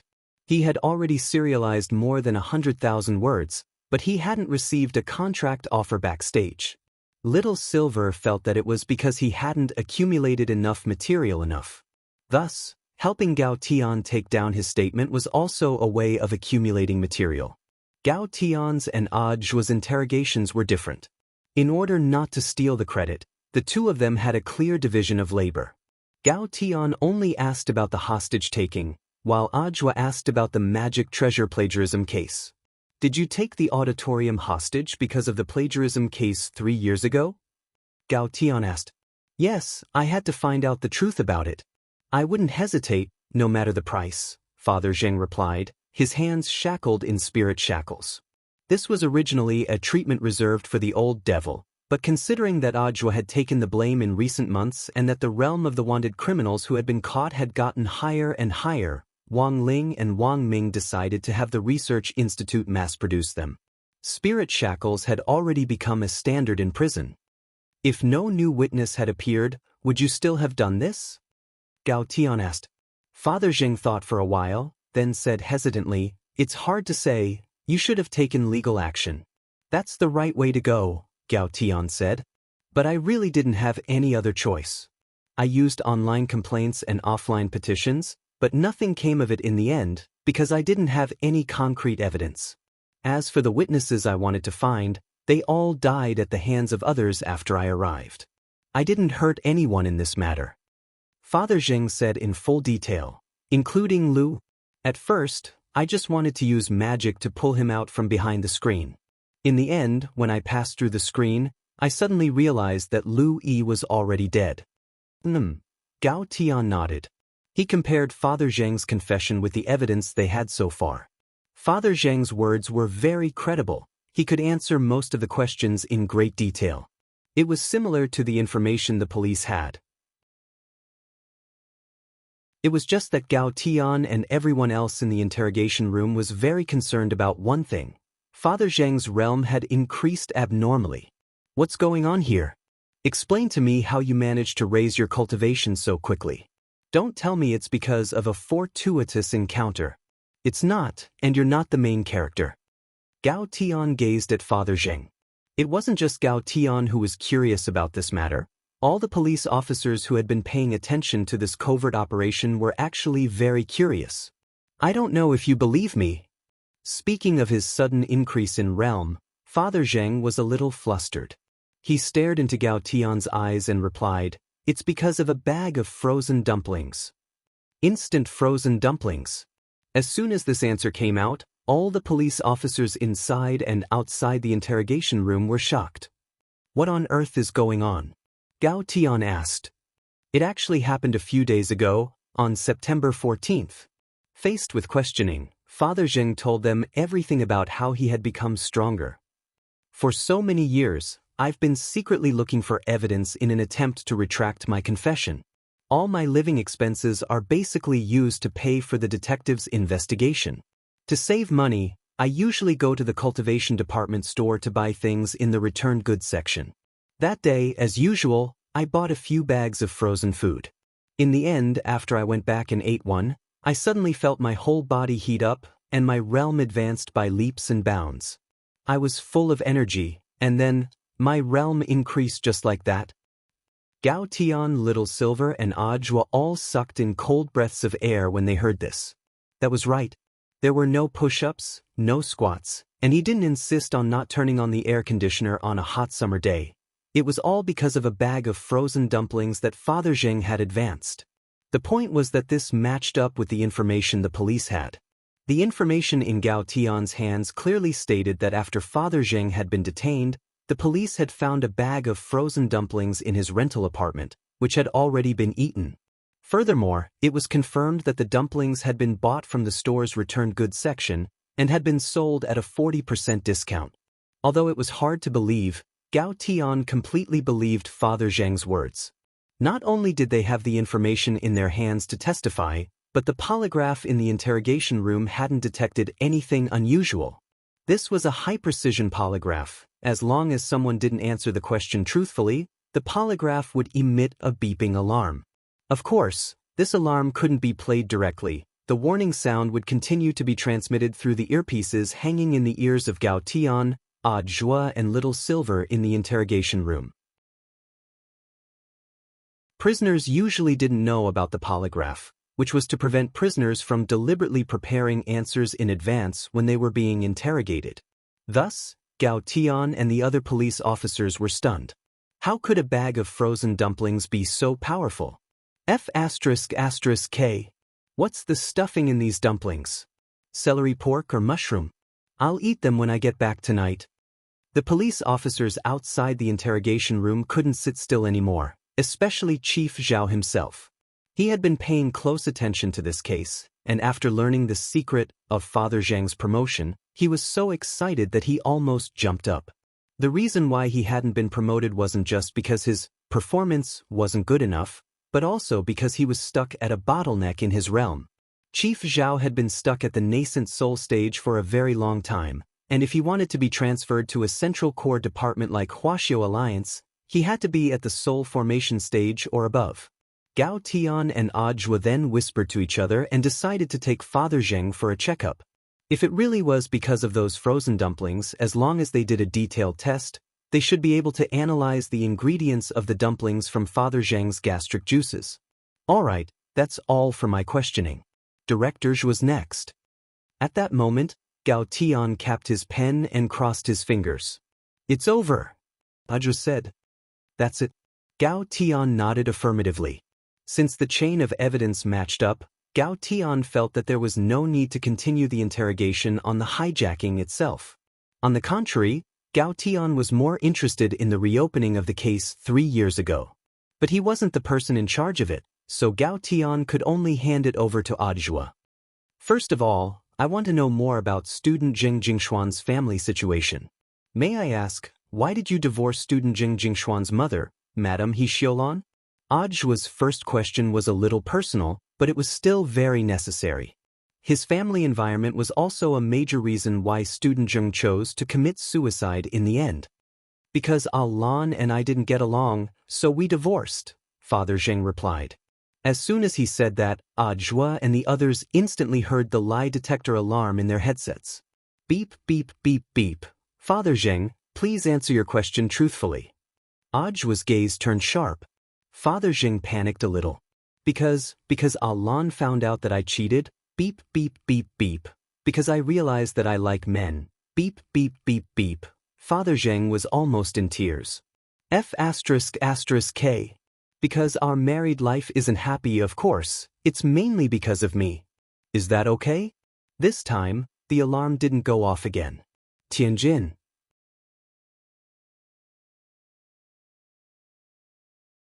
Chapter 1049.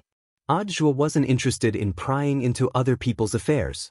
He had thought that Father Zheng was hiding the truth about the case. He hadn't expected Father Zheng to say something so shocking as soon as he opened his mouth, stupefying all the police officers at the police station. After understanding the situation, Ajwa realized that student Zheng Jingshuan's suicide was actually a tragedy that had combined many factors. Student Zheng's mother, Madame He Xiaolan, was a relatively strong person, and it was because of her strength that Zheng Jingxian had started to fear women, so he could only constantly use his grades to boost his morale. Thus, after Ajwa and Gao Tian looked into student Zheng's information, they found that his academic record was extraordinarily good. He was first in his grade in almost all the exams and had won many competitions. It wasn't just the magic treasure design competition, even the spirit sword driving competition, the elixir refining competition, and so on. Student Zheng had won first place with very outstanding results, standing out from his peers. Student Zheng became the focal point of the crowd. He enjoyed the feeling of being in the limelight, and it was precisely because of this habit that student Zheng felt a kind of psychological pleasure. But all of this had happened too quickly. Student Zheng had been framed for plagiarism. It was his own design that had been stolen and then framed against him. The public opinion online put immense pressure on student Zheng, and it was at that time that Zheng Tianqiang and He Xiaolan agreed to a divorce, which directly led to this tragedy. Falling from the peak of his life to the bottom in one fell swoop, Zheng Jingxian completely lost himself. Perhaps in the last moment before he committed suicide, he instinctively found his last straw of hope, Lin Shiyao. He called Lin Shiyao to him, and using the excuse that he didn't want to be a burden on Lin Shiyao, he wrote something like a will. In order not to be a burden on Angel Capital, he drew a clear line between himself and Lin Shiyao, and then chose to commit suicide. After Zheng Jingshuan's death, Lin Shiyao sank into deep self-blame.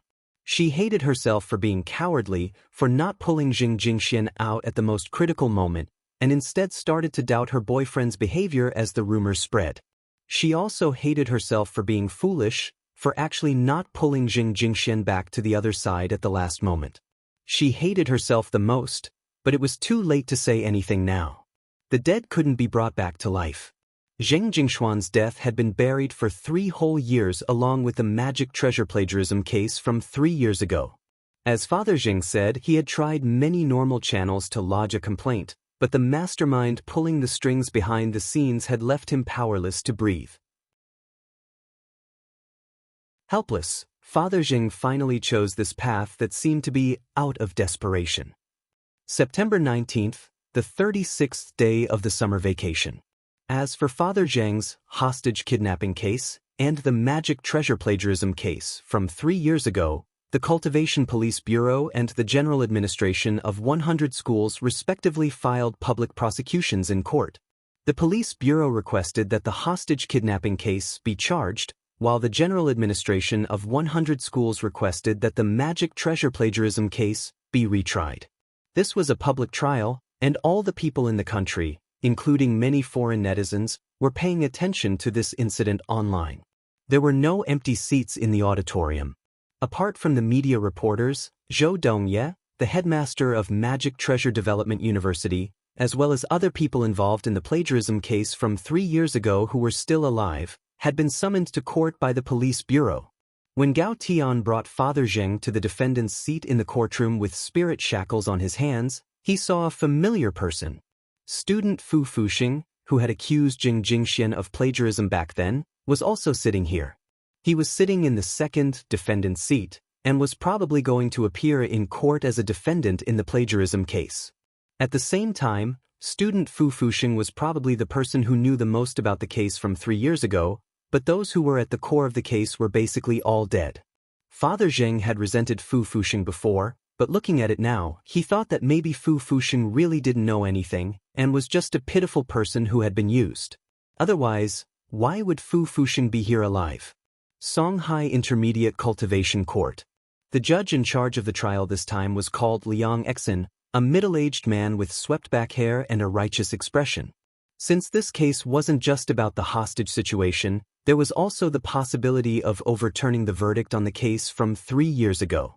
Thus, the presiding judge, the judges, the jurors, and the court clerk in charge of the case from 3 years ago had all voluntarily recused themselves to ensure that the case was fair and just.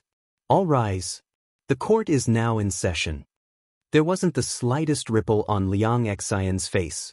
He had been directly assigned by his superiors to take over this case. Because the two cases were being tried together, plus Father Zheng's actions to garner attention before the trial, this case had garnered a lot of attention in society. Liang Xian was well aware of the seriousness of the matter. The presiding judge and all the judges were there to crack down on those who broke the law and return the innocence of the innocent. The whole place was silent. After Chief Judge Liang took his seat, he hit the table with a crisp hammer, and the trial officially began. Defendant Zheng Tianxiang, on September 18, 4396, you hijacked a small auditorium at Songhai Magic Treasure Development University, and a total of 53 people were taken hostage. Although you didn't injure the hostages, you damaged the auditorium and other public facilities, and are guilty of hostage-taking. You are now being prosecuted for destroying public facilities and hostage-taking. Do you have any objections to the prosecution's conclusion? Asked Chief Judge Liang. No objections, replied Father Zheng from the defendant's stand. Chief Judge Liang nodded, then turned his gaze to the second defendant's stand. Summon the second defendant, Fu Fuxing. When his name was called, Fu Fuxing's face gradually showed some nervousness. He was well aware of the impact this plagiarism case would have on his life. Even if he was one of Lu Yi's pawns, it was true that Lu Yi had stolen Zheng Jingshuan's magic treasure design from high school and given it to Fu Fuxing to compete in the competition. Furthermore, Fu Fuxing had also used that design, and after the incident, he had even reprimanded Zheng Jingxian for plagiarism. Now that the case had been dug up again, he would definitely be accused of fraud. Most importantly, Raven Studio would face a huge blow. At the time, Fu Fuxing didn't know that the design he had used hadn't come from Lu Yi. He had thought that Lu Yi was a talented person. He hadn't expected this guy to actually be a saint thief. Chief Judge Liang hit the gavel. Fu Fuxing, please guarantee the veracity of what you say next. If you are suspected of fraud, you can be convicted of perjury in court. Chief Judge, I swear that everything I say is true, Fu Fuxing said after taking a deep breath. May I ask if the design for the Magic Treasure Design Competition 3 years ago was your original work? Asked Chief Judge Liang. Fu Fuxing thought for a bit, then raised his head and said resolutely, yes. There was an uproar at his words. Ajua, Little Silver and Gao Tian hadn't expected Fu Fuxing to actually choose to retract his statement at that moment. Tianjin.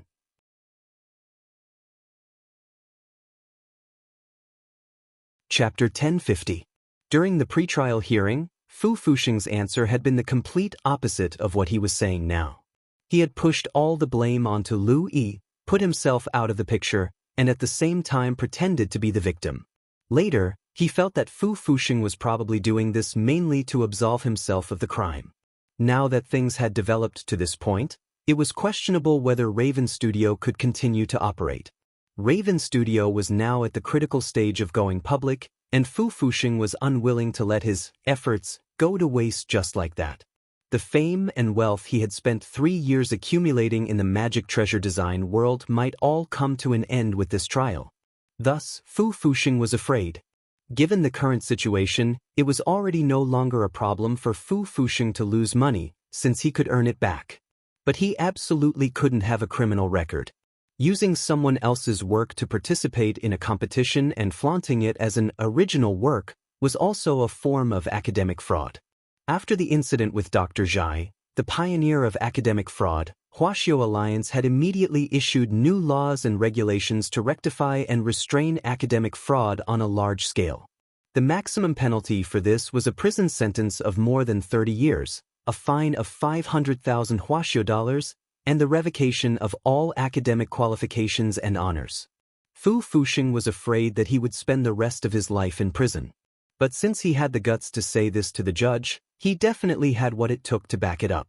Long before the trial, Fu Fuxing had already known that almost all the people involved in the plagiarism case back then were dead. Given the lack of witnesses, Fu Fuxing was very confident. Chief Judge Liang Xian stared into Fu Fuxing's eyes. As an experienced judge, there were many times when he could tell whether a person was lying just by looking at their eyes. But unfortunately, this was a court, A court in the cultivation world. Everything said and done required evidence, and a mere, "your eyes look like those of a murderer," wasn't enough to convict you. This case was highly publicized, and at the same time, it was very difficult to plead guilty. Furthermore, some of the people involved were no longer alive. Given the lack of evidence, as the defendant, Fu Fuxing was bound to play tricks.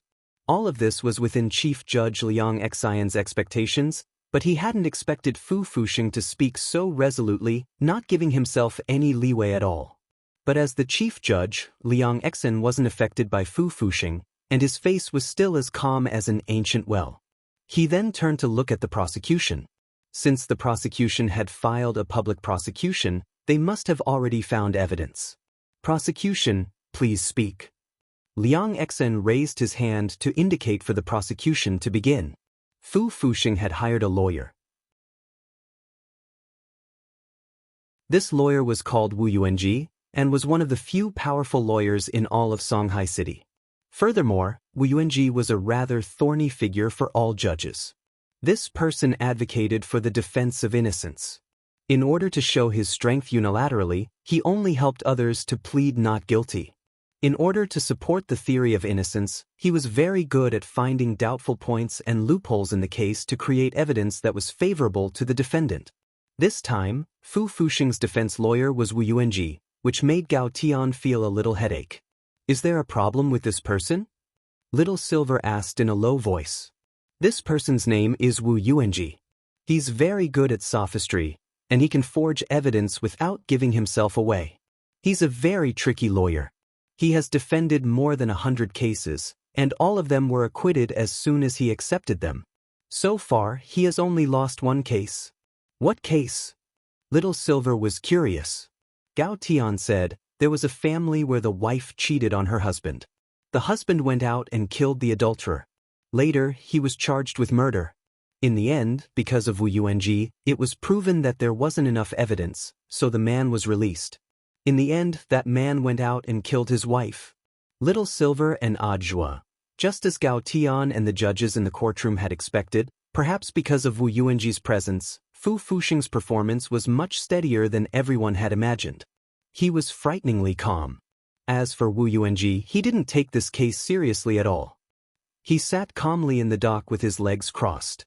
This frivolous attitude was quite suspicious of contempt for the court, and this was also the reason why Wu Yuanji was not liked by the judges. However, this guy was a notorious legend in the legal world. This was because this person dared to take on any case, even defending a murderer. What Wu Yuanji didn't expect was that in the only case he had lost, his client had been so crazy that after being acquitted, he went on to kill his wife. It was during that time that Wu Yuanji was given the title Demon Lawyer, which meant a lawyer who defended demons. But Wu Yuanji didn't think it mattered what the outside world called him. The most important thing was that he felt that he was very strong. At least in the legal circle, he believed that no one could be his match. Furthermore, he didn't take on cases to earn a high lawyer's fee. What Wu Yuanji liked most was to challenge himself. The trickier the case, the more Wu Yuanji felt an indescribable sense of pleasure after his client was acquitted. Was he a pervert? Perhaps Wu Yuanji did indeed have some psychological problems, but he was very satisfied with his title of Demon Lawyer. As long as he defended himself, he would definitely be acquitted in the following cases. What was the most important thing in court? Wu Yuanji smiled every time he thought of this. That was right, the most important thing was evidence. But what if there was no evidence? Without any evidence, even a public prosecution would be useless. Hence, Wu Yuanji had long since gotten rid of the last person, Lu Yi, before the incident. He felt that his plan had been flawless and he hadn't left any flaws. That was right, Wu Yuanji had killed Lu Yi. But he had only killed Lu Yi. As for the other people who had died before Lu Yi, it wasn't Wu Yuanji who had done it. Wu Yuanji had just imitated that person's modus operandi and erased Lu Yi without leaving any evidence. Furthermore, he had pushed all the evidence against Father Zheng's head. Lu Yi was already dead. How else could this case be judged? What new evidence could the prosecution come up with? He smiled. At this moment, Gao Tian stood up and turned to the presiding judge, Liang Xian, and the members of the jury.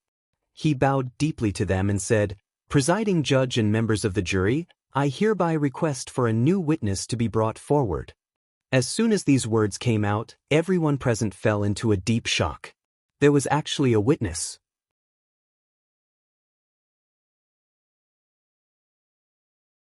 Chapter 1051. Everything had happened so suddenly that Wu Yuanji had not expected the prosecution to find a new witness. Under Fu Fuxing's equally surprised gaze, Wu Yuanji decisively protested, "Chief Judge, the plaintiff did not submit the information according to the rules before submitting the new witness. I apply for a temporary adjournment." It was not surprising that Wu Yuanji could make this request.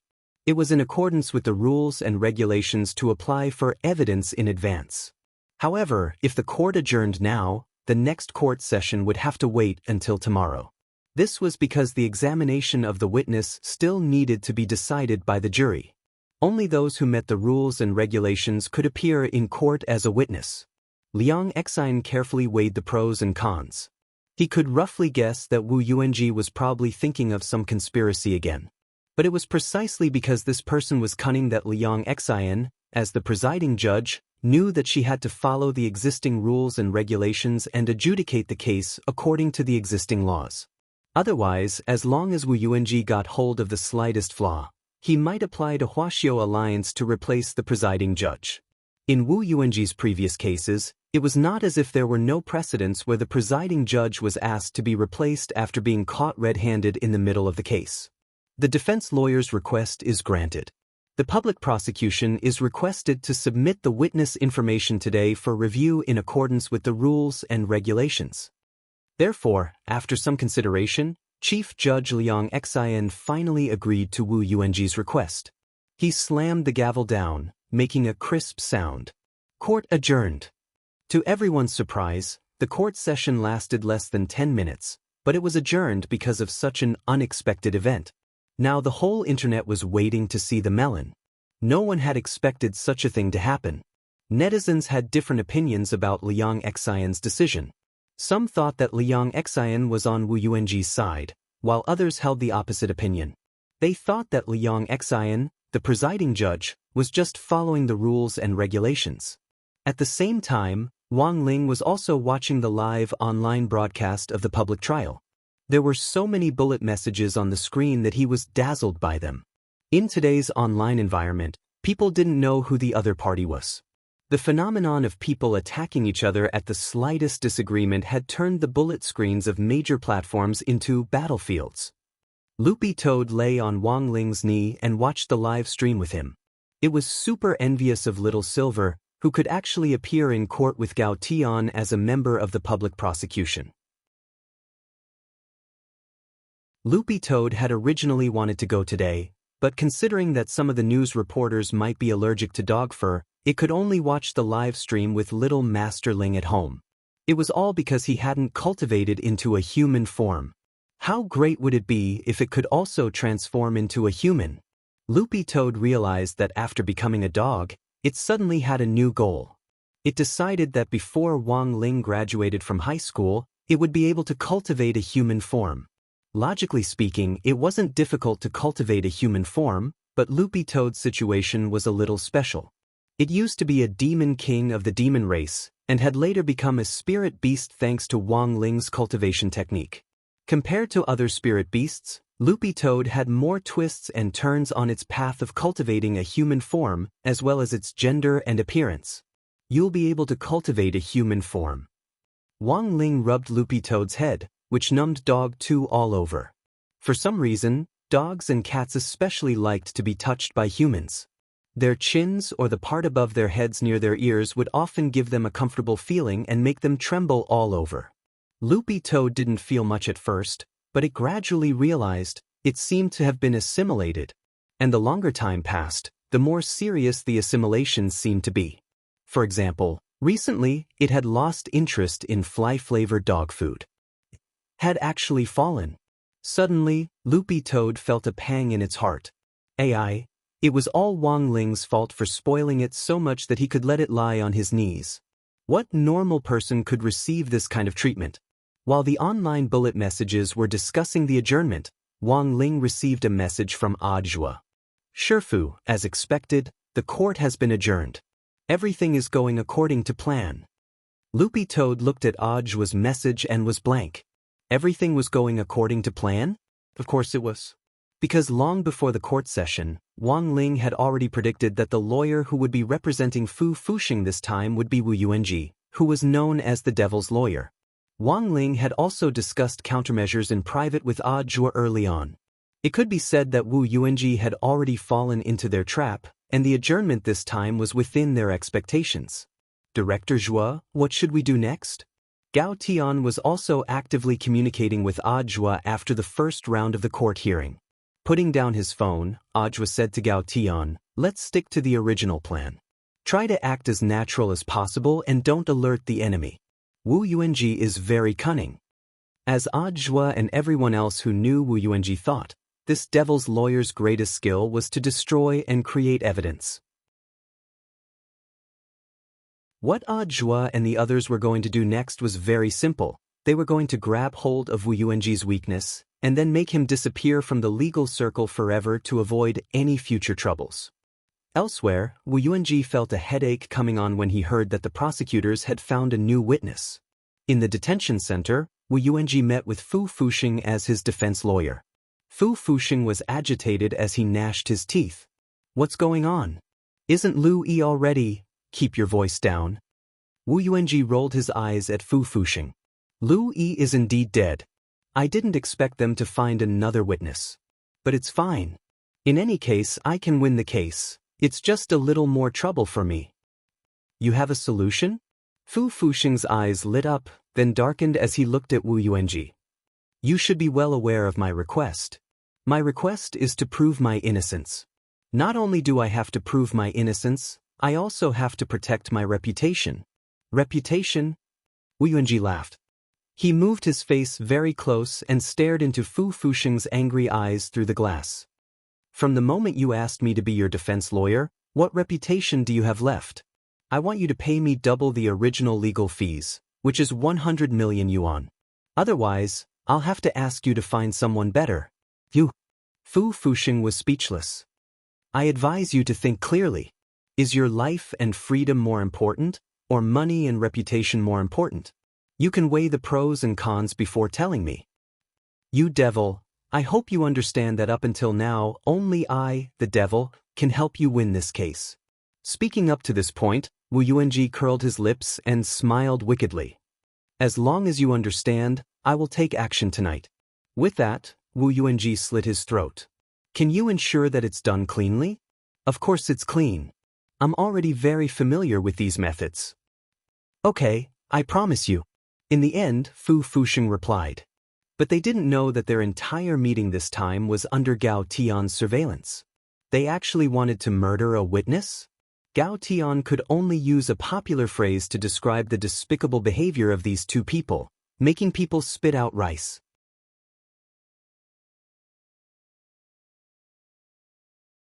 Chapter 1052.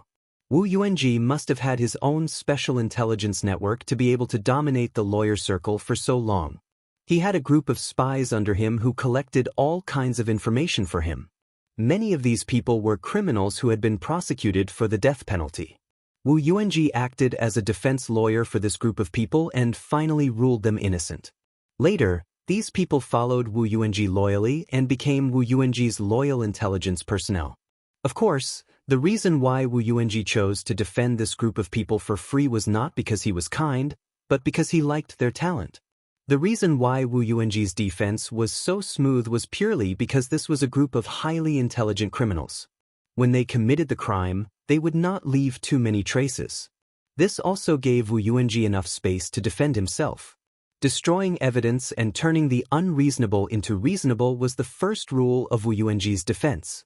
After negotiating the price with Fu Fuxing, Wu Yuanji began to investigate the new witness, and soon a document appeared on the desk of Wu Yuanji's law firm. Wu Yuanji originally thought it would take a long time. The witness's information was in the files of the police general office, and it didn't seem easy to hack into it. but now it seemed that his intelligence agent skills had improved again. Seeing the document, Wu Yuanji was in a good mood. He had originally expected the document to be submitted at night, so he only needed to use the early morning to get rid of the witness. But the speed now exceeded Wu Yuanji's expectations. The sooner he got rid of the witness, the better it would be for Wu Yuanji, and at the same time, it would reassure his client.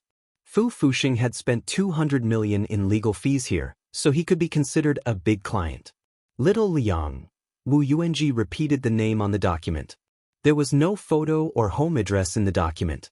Perhaps to protect the privacy of the important witness, these important information weren't recorded. Therefore, the only information Wu Yuanji obtained was the witness's name, Little Liang. And judging from the name, Wu Yuanji guessed that it should be a girl's name. Is that all? Wu Yuanji looked up at a young man sitting in the office. This young man was thin, and was also one of the people Wu Yuanji had saved. The young man shrugged and nodded helplessly. That's all. The other party might be prepared. Therefore, he did not know the detailed information. I also checked Zheng Jingshuan's social connections, and there's no one named Little Liang around him. Maybe he's a neighbor or a passerby. Neighbors and passersby? Wu Yuanji scratched his head and suddenly felt his scalp itch. Zheng Jingxian had committed suicide in a secret room, and so had Lu Yi and the other important insiders.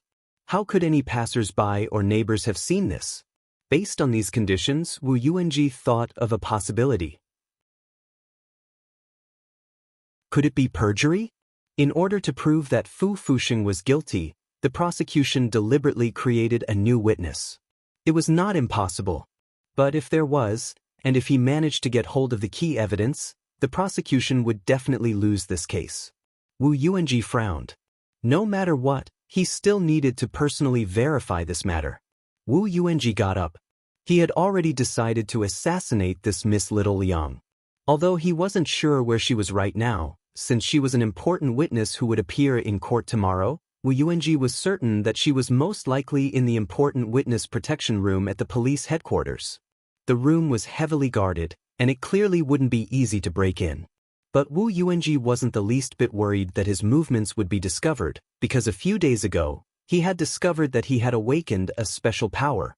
It was this power that allowed Wu Yuanji's body to transform into a ray of light and shuttle between screens, allowing the assassination to be carried out invisibly. Elsewhere, everyone in front of the surveillance room at the police headquarters was paying close attention to the scene on the screen. This was a plan to catch Wu Yuanji in the act, and Ajwa had long since sensed that he might make a move tonight. Chief Zhao in the headquarters frowned deeply as he looked at the situation. Will this really work? Don't worry, Chief Zhao, we've already taken heavy precautions to protect the witness, Gao Tian said confidently. Considering that the suspect has the ability to shuttle between screens like Sadako, we've also tampered with the computer's power supply so that we can immediately cut it off remotely if necessary. Will this work? Of course it will, Chief Zhao. A junior police officer next to him laughed. As long as the power is cut off, the person will be stuck inside and won't be able to get out. Chief Zhao took a deep breath, then nodded slowly. I understand the principle, but don't you think you've gone a little overboard? This is to protect the witness. How can it not be overboard? Besides, Miss Little Liang is just a 2-year-old girl. It's perfectly legal and reasonable for us to protect her. Reporting, Chief Zhao, Captain Gao, Director Zhua. There's movement. What's going on? We've already detected abnormal intrusive fluctuations through technical means. We suspect that the other party has already infiltrated the network. If you had this kind of technology, why didn't you use it earlier? These are very unusual fluctuations. We need to test them and take precautions, otherwise it'll be difficult to detect them with normal technical means. The technician wiped at his sweat. He was already a veteran technician with decades of experience, but this was the first time he had seen such abnormal fluctuations. They were even more subtle and difficult to detect than the fluctuations when the gate between worlds had descended, but there was a huge danger hidden within. This is the first time I've seen such fluctuations. They're full of concealment and murderous intent, and they're moving extremely fast, close to the speed of light. It's like... The technician frowned deeply. Like a shadow. Shadow? Everyone at the scene was lost in deep thought at this discovery. The abnormal fluctuations were similar to a shadow, which meant that the other party was most likely using a shadow-type spell to move. There were many shadow spells, and in Huaxiao Alliance's records, there were even sects that specialized in teaching shadow spells.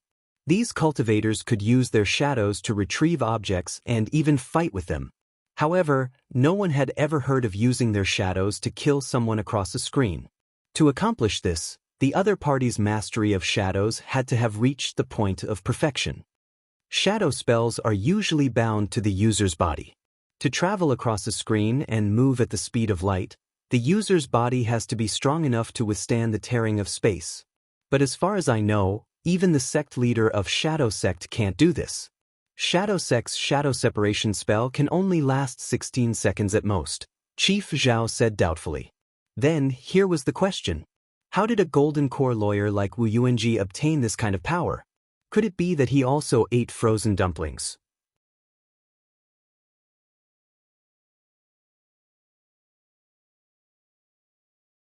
Chapter 1053. To be honest, the moment they sensed the abnormal fluctuations, everyone almost stopped breathing. In the witness room, Miss Little Liang was even more nervous. After all, Miss Little Liang was only 2 years old and still growing up. Of course, the average lifespan of a normal cockroach was about 2 years, but cockroaches in the cultivation world were different. Although Miss Little Liang was already 2 years old, based on the average lifespan of cockroaches in the cultivation world, she was still just a child. By the way, Miss Little Liang was actually Cockroach Wenxiang's daughter, and her full name was Cockroach Little Liang. If Cockroach Wenxiang hadn't forced it, it would never have left its dark and damp little cave to come here and testify for someone else. Cockroaches and humans had never been able to get along with each other for a long time. Miss Little Liang still remembered being chased and beaten up by humans. In fact, the cockroach race had always been very timid, but humans still viewed them as a thorn in their side and would kill them as soon as they saw any trace of them. Not all cockroaches like to live in dirty places like the sewers. Nowadays, more and more cockroaches were beginning to pursue a materialistic life. Cockroaches in the cultivation world could even voluntarily decompose all kinds of harmful garbage for cultivators. All living things were equal and in an endless cycle. The creatures at the top and the creatures at the bottom formed a cycle of their own. However, it was a pity that not everyone understood this logic. In the witness protection room, Miss Little Liang was a little apprehensive. Just then, a suffocating murderous aura came from the computer screen in Miss Little Liang's room. It was a black shadow that couldn't be seen clearly. But it was clear that this black shadow was also a little baffled by the situation in front of it. Because it didn't see anyone. That Miss Little Liang isn't here? Wu Yuanji, who was in the form of a black shadow, was full of questions. He suspected that he had come to the wrong place, but this was clearly the witness protection room, and it was in use at that. If she wasn't here, where could she have gone? Are you looking for me? Just as Wu Yuanji was full of doubts, a delicate and tender voice came over. It sounded like a little girl's voice, and it was obviously a young Lolita's voice. Wu Yuanji carefully scanned his surroundings and confirmed that there was no one here. There was also no one who used a Lolita voice as a voice actress to trick a rich otaku into tipping 100,000 yuan. The lesson from that live broadcast incident was quite tragic. Wu Yuanji even wanted to defend the rich otaku who had been tricked. The trauma of the soul was sometimes much greater than the physical damage. Are you here for me? Just as Wu Yuanji was confused, the loli's voice sounded again. Wu Yuanji followed the sound and searched the room for a moment. Finally, he confirmed that the sound came from the fish tank in front of him. In the fish tank, there was no fish. A small cockroach was looking up at him.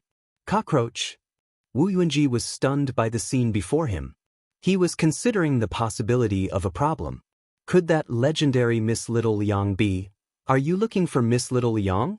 I'm Little Liang. Miss Little Liang's antennae trembled as she gazed at the black shadow. Cockroaches had a natural fondness for shadows, so the moment Miss Little Liang saw Wu Yuanji, she didn't feel the slightest bit afraid.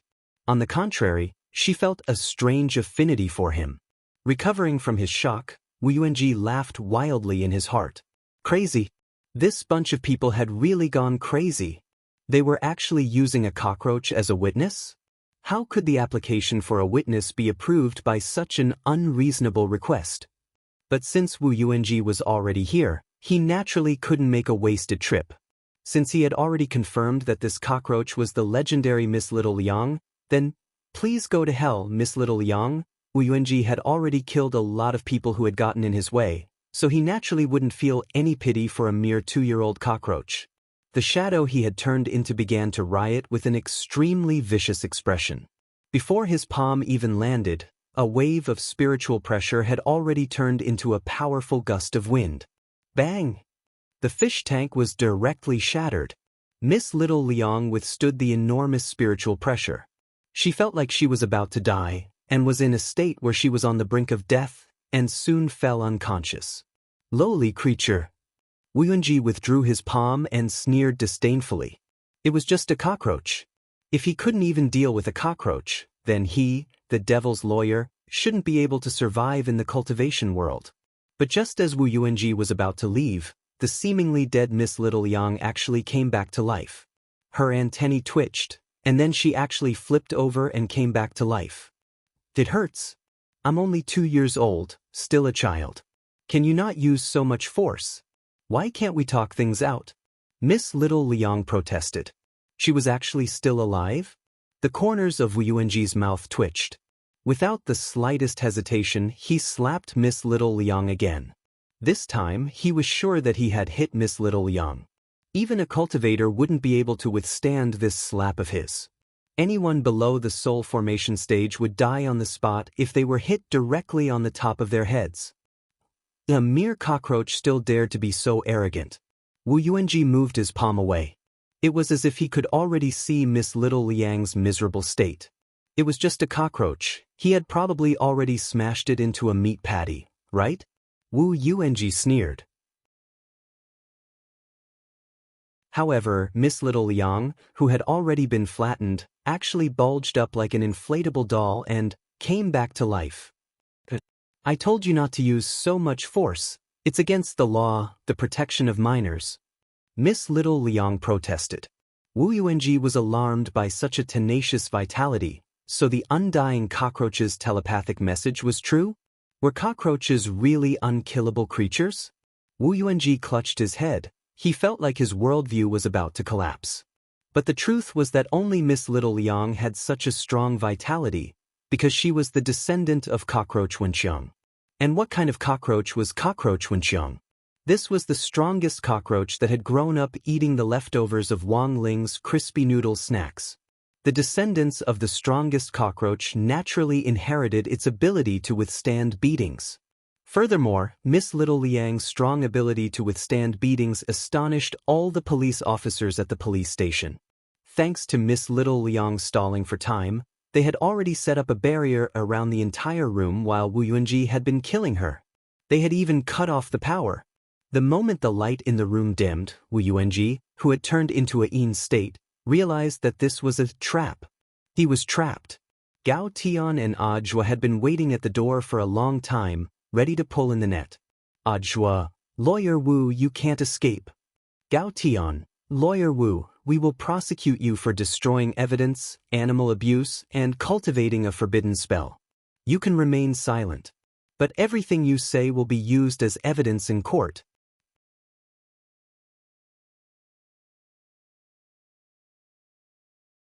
Chapter 1054. On the other side, Fu Fuxing was still waiting in the detention center. Instead of good news, he received the news that Wu Yuanji had been caught alive on the spot. Fu Fuxing instantly felt all his hopes turn to dust.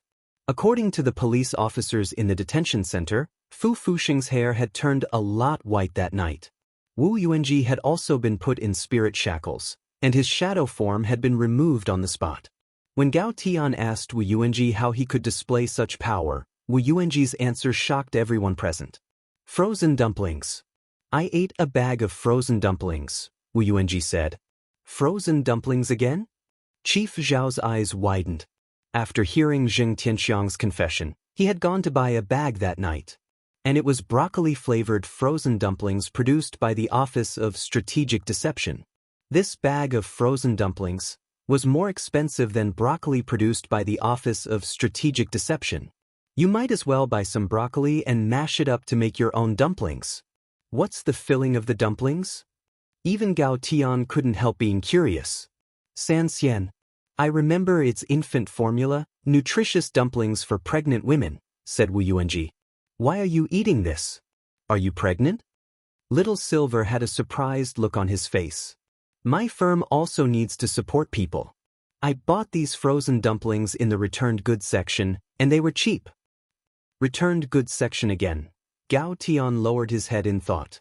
Returned goods section, frozen dumplings, and nutritious dumplings for pregnant women. The basic information was exactly the same as what Father Zheng had confessed back then. Could it be that some manufacturer had experimented with these frozen dumplings and added illegal drugs? Gao Tian thought of one possibility. It was everyone's responsibility to investigate drugs and illicit drugs, which was something that people all over the world should be responsible for and concerned about. How many families had been destroyed because of these drugs and illicit drugs? And how many anti-drug police officers had been sacrificed on the front lines because of these hateful drug dealers? The crackdown on drugs and illicit drugs should be a national boycott campaign. And new drugs were now emerging endlessly on the market.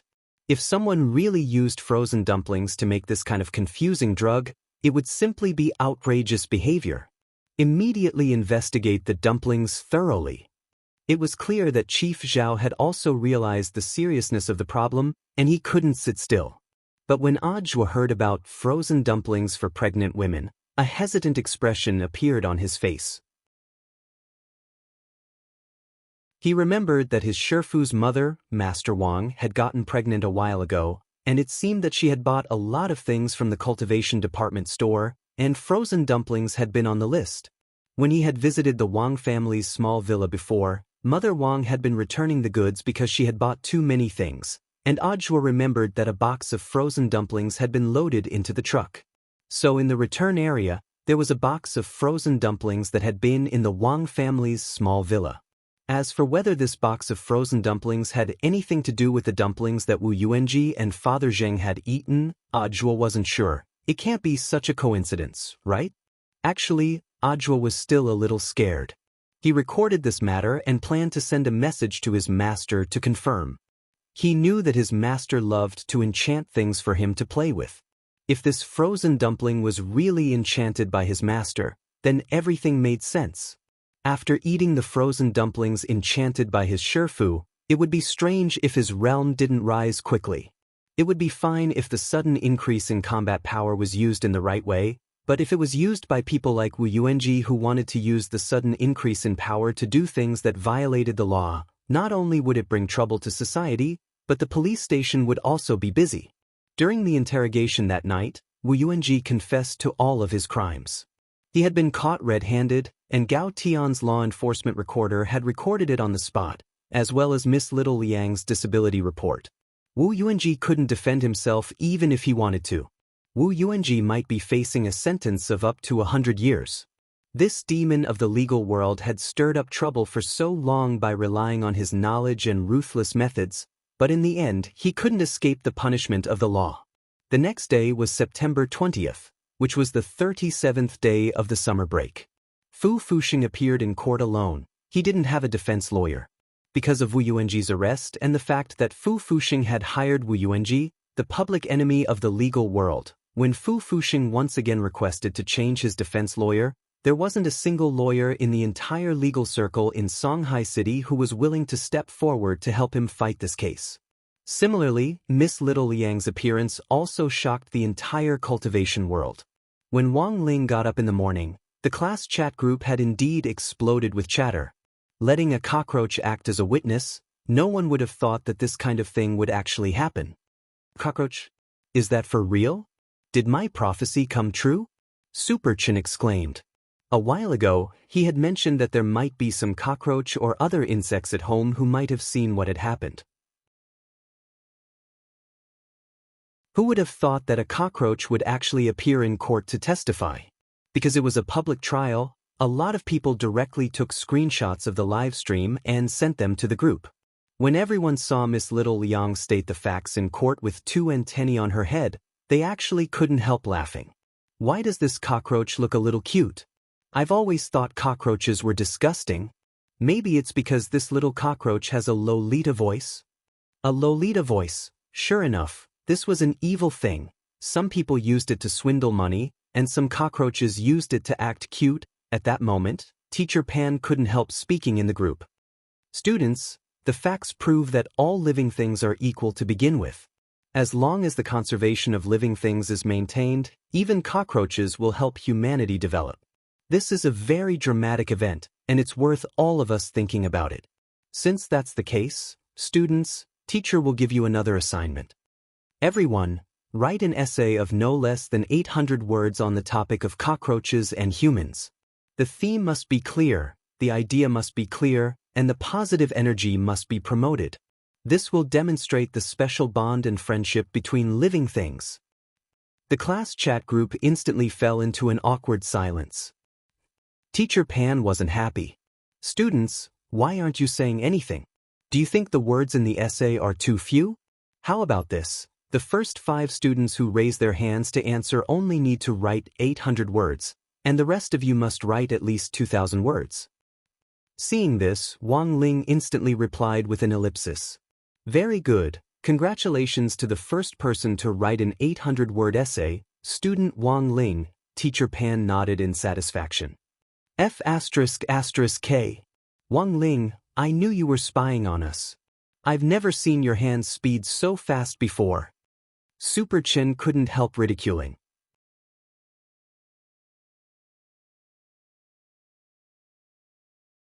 Chapter 1055. In the end, in the second trial, Fu Fuxing admitted that he had relied on Zheng Jingshuan's early works to plagiarize the competition, and at the same time, he exposed the biggest mastermind behind the scenes, Lu Yi. Lu Yi was already dead, and dead people didn't have to bear criminal responsibility, but that didn't mean that civil compensation couldn't be made. Father Zheng's request was very simple. He wanted Raven Studio, which was led by Lu Yi and Fu Fuxing, to compensate for all the illegal profits from student Zheng's early magic treasure designs, a total of 365 million yuan, as well as to publicly apologize to the deceased Zheng Jingxian and restore his reputation. At the same time, Father Zheng also requested that the compensation be used as a supplementary prize for the magic treasure design competition, and called it the Jingxian Prize, to encourage participants who could truly design original magic treasures. The above claims were also upheld by the court on the spot. Chief Judge Liang Xian made the final decision. At last, this plagiarism case that had left the Zheng family uneasy finally turned around on September 21st, 3 years later, on the 38th day of the summer break. The police officers in charge of the case back then, as well as the judge and the jury, all received disciplinary warnings. They had made a wrong ruling when the facts weren't clear and the evidence wasn't sufficient, which was a fact that the Zheng family had been troubled. On the other hand, this also proved that justice was fair, and reflected the courage to admit one's mistakes and to find out the truth. The wrongful case from 3 years ago came to an end, and Father Zheng's family's troubles were resolved. But for Wang Ling, the Wang family's troubles had just begun. He received a text message from Audiobook. It was about the frozen dumplings that Father Zheng and that demon lawyer Wu Yuanji had both mentioned. Because Chief Zhao, the head of the General Police Department, suspected that someone had disguised the dumpling fillings with drugs, he was paying a lot of attention to the origin of the frozen dumplings. Wang Ling couldn't help but raise his guard. What was certain at the moment was that Mother Wang had indeed bought frozen dumplings suitable for pregnant women a while ago, but because it had been an impulsive purchase, she had later returned some of the goods when she came to her senses. This included the box of frozen dumplings. Wang Ling's great enchantment spell had the power to turn something rotten into something magical. He had enchanted a tricycle, a microwave oven, a toilet, and a while ago he had even enchanted his bedroom door. But he wouldn't be so bored as to enchant a bag of frozen dumplings with such a mystical heavenly Dao spell. The dumplings were perfectly fine. Why did he have to enchant them? So what if he was enlightened? Would it become as crispy noodle snacks after being enlightened? Would a water margin hero card appear from eating dumplings? Since it wasn't possible, why did he still need to enlighten it?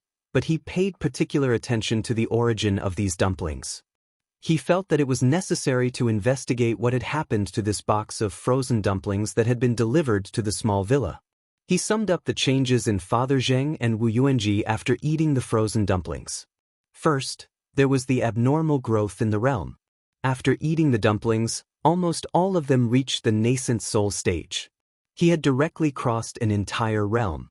Under normal circumstances, it was impossible to cultivate from the golden core stage to the nascent soul stage without hundreds of years of cultivation.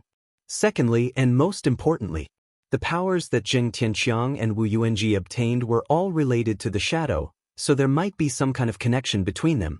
And Wang Ling very quickly thought of a possibility. At the same time, in order to confirm his guess, Wang Ling quickly replied to Ajwa. He needed to confirm his theory further, which was that he had to get close to Wu Yuanji and Zheng Tianqiang. But he couldn't go in person. He was just a 16-year-old high school student. Even if Ajwa could facilitate his job, if he went to the police station to meet a criminal, it might have a negative impact on him if he was discovered. So, Wang Ling thought of a special method. On the other side, Ajwa stared at his phone as he read Wang Ling's astonishing reply. His eyes were filled with astonishment. Possession. That was right. In order to get close to Wu Yuanji and Zheng Tianqiang, Wang Ling decided to use an old-fashioned method, possession from a distance. This was a heavenly Dao spell based on the Great Soul Fusion spell, and Wang Ling could freely choose a person to possess. But at the same time, this spell was very risky. Apart from blood relatives or people with a high degree of rapport, it would be risky for Wang Ling to possess anyone else. This was because not everybody with an excessively powerful soul could withstand Wang Ling's torment. It wasn't hard to imagine a body bursting if it couldn't withstand such a powerful soul. The reason why he chose Ajwa was very simple. Ajwa had been his disciple for several months, and their relationship could be considered close. Most importantly, it was Wang Ling who had taught Ajwa the cultivation technique he was currently learning. Thus, Wang Ling judged that it was very unlikely that anything would happen to Ajwa's body. Furthermore, even if something did happen, Wang Ling could think of a way to reconstruct Ajwa's body. In any case, they were all on the same side, so it wouldn't matter if something went wrong.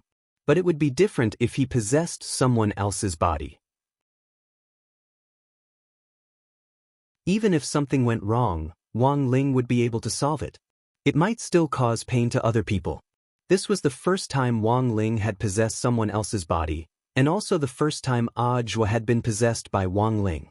The last time Ajwa had been possessed was when he had accepted Jinka's power. In fact, that couldn't be considered a true fusion, and was just a simple form of enchantment. And Ajwa himself still had his own thoughts and consciousness. But if he possessed him, the situation would be different. While Wang Ling was possessing him, Ajwa would lose all memory of the time he had been possessed. Thus, when Wang Ling carefully wrote out the precautions for possessing him, he thought that Ajwa would be afraid of these obvious side effects. Not everyone could withstand the feeling of being possessed by a foreign body. Some people would even experience stress reactions for a very long time after being possessed, such as vomiting, fatigue, higher body temperature, increased frequency of toilet visits, and becoming irritable.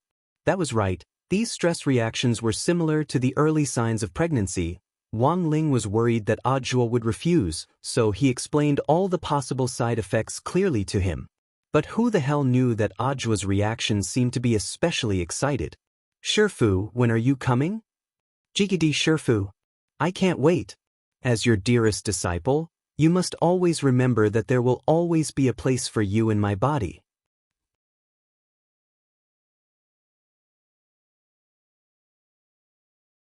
Chapter 1056. The matter of the magic treasure design case had come to an end, but that didn't mean that Ajwa's task was over. The Black Shadow army that had escaped in the Palace of Mirrors was now his primary target to investigate and track down. Huaxiao Alliance had secretly handed this task over to the Office of Strategic Deception, and Audjua was the chief commander representing the Office of Strategic Deception in searching for clues about the Black Shadow Army. This organization was far more cunning than Audjua had imagined. Little Silver and Loopy Toad had been working together to search for the aura of the Black Shadow Army recently, but to no avail.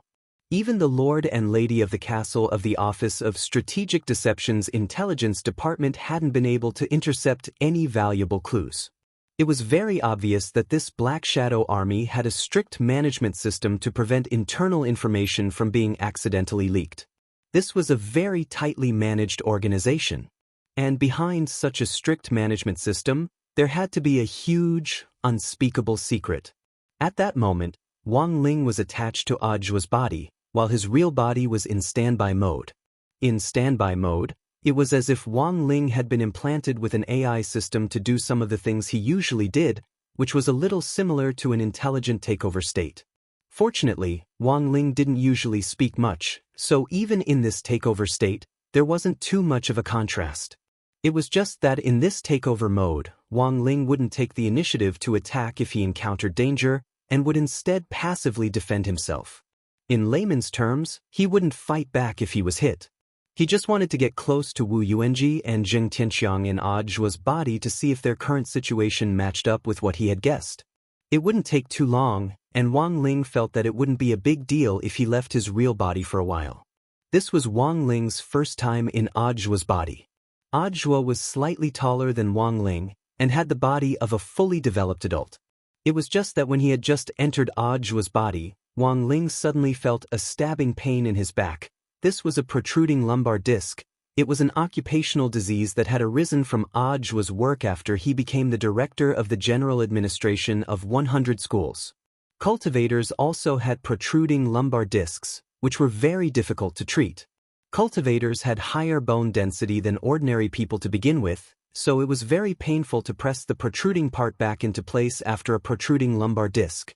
Audjua usually suffered from the pain of a protruding lumbar disc, but now that Wang Ling was in his body, Audjua's soul could rest for a short while. Being an adult is really tough, Wang Ling sighed in his heart. The two souls shared one body, and Wang Ling's soul took over Audjua's body. After losing control of his body, Audjua no longer felt the pain of a protruding disc, but he still felt it. "Shifu, I don't think I can move my body. Have you already come in?" "Wang Ling. Don't use this kind of ambiguous question." "Master? Master?" Audjua continued to ask relentlessly. Helpless, Wang Ling could only answer, "Phew." Audjua heaved a sigh of relief. "Well, is it comfortable in my body, Wang Ling?" Audjua, "No. I mean, is Shifu used to using my body?" He knew that he had a protruding disc, even though he was relaxed in this state of soul liberation. But she was still worried that he wouldn't be used to his body. The biggest problem with a protruding disc was that the bones in his waist would bulge out bit by bit as he walked, so Audjua had to straighten his waist every time he walked to push the protruding bones back a little. In fact, after the trial of the magic treasure plagiarism case, Audjua's protruding disc had flared up again. He had been lying in bed at home, resting with a piece of soft jade that gave off a cold aura around his waist. Generally speaking, the pain caused by a protruding disc would lessen a lot if he lay down for half an hour. But Wang Ling realized that he couldn't delay any longer. He directly manipulated Audjua's body to teleport to a thicket near Songhai First Prison, and then walked out of it. This wasn't Audjua's first time here, and returning to the prison felt like returning home. Seeing that it was Audjua, the guards at the gate opened the gate one after another without even checking his ID. There were scanners at the prison gates to prevent people from changing their appearance and sneaking in. They could even detect true immortals. Thus, it was almost impossible for someone to disguise themselves as Audjua and sneak into the prison. Only an almighty like Wang Ling, who possessed heavenly Tao, wouldn't give himself away. "Director Zhua, you're here again. I've already tidied up the guest room for you. If you're busy today, you can directly stay in there." Wang Ling was stunned. There was actually a private guest room for Audjua in this prison. It seemed that the relationship between Warden Liang and Audjua was indeed extraordinary. The truth was that Warden Liang had always held Audjua in the highest regard. Ajua's performance was linked to Songhai First Prisons. Now that more and more bigwigs had been arrested and sent to Songhai First Prison, the reputation of the prison and Warden Liang's reputation in the outside world had been boosted by several halos. The salaries of all the prison staff had also increased substantially. So when everyone saw Ajua arrive, they all had smiles on their faces. Wang Ling wasn't good at smiling, but in order not to give himself away, he used Ajua's body to make several fake smiles in a row. Although they looked fake, at least he managed to bluff his way through. In the special prison cell, the old devil, master of Immortal Mansion Qing Yu and evil sword god were still locked up together. Father Zheng and Wu Yuanji, who had just been detained, were locked up in separate high-class cells. These two were high-class prisoners, and after the first trial, Father Zheng was finally sentenced to 8 years in prison, which could already be considered a light punishment. Furthermore, Father Zheng's repentance was pretty good, and he and Wu Yuanji were locked up separately, so the conditions around them weren't too bad. As for Wu Yuanji, he was very miserable. Although it was also a high-class cell, Wu Yuanji's cell was heavily guarded. This devil's lawyer had once relied on his own strength to free a lot of prisoners who had originally been facing heavy sentences. The prison guards of Songhai First Prison had held a deep grudge against Wu Yuanji in those years. Now that Wu Yuanji had been arrested, he would naturally receive some special, preferential treatment. A prison guard walked into Wu Yuanji's cell. In order to satisfy the mental needs of the 3 special felons in the special prison cell, and to prevent them from suffering from mental illness in the prison's enclosed environment for a long time, you are now required to play mahjong with them for an hour every day. Wu Yuanji, when he reached the entrance of the special prison cell, he saw 2 prison guards carrying a prisoner covered with a white cloth out of the cell. The prisoner was about to be sent for emergency treatment. Wu Yuanji, this is prison guard, the last one to play mahjong with them. Wu Yuanji, prison guard, don't try to play tricks while playing mahjong. Otherwise, you'll be the next one to be carried out. Wu Yuanji.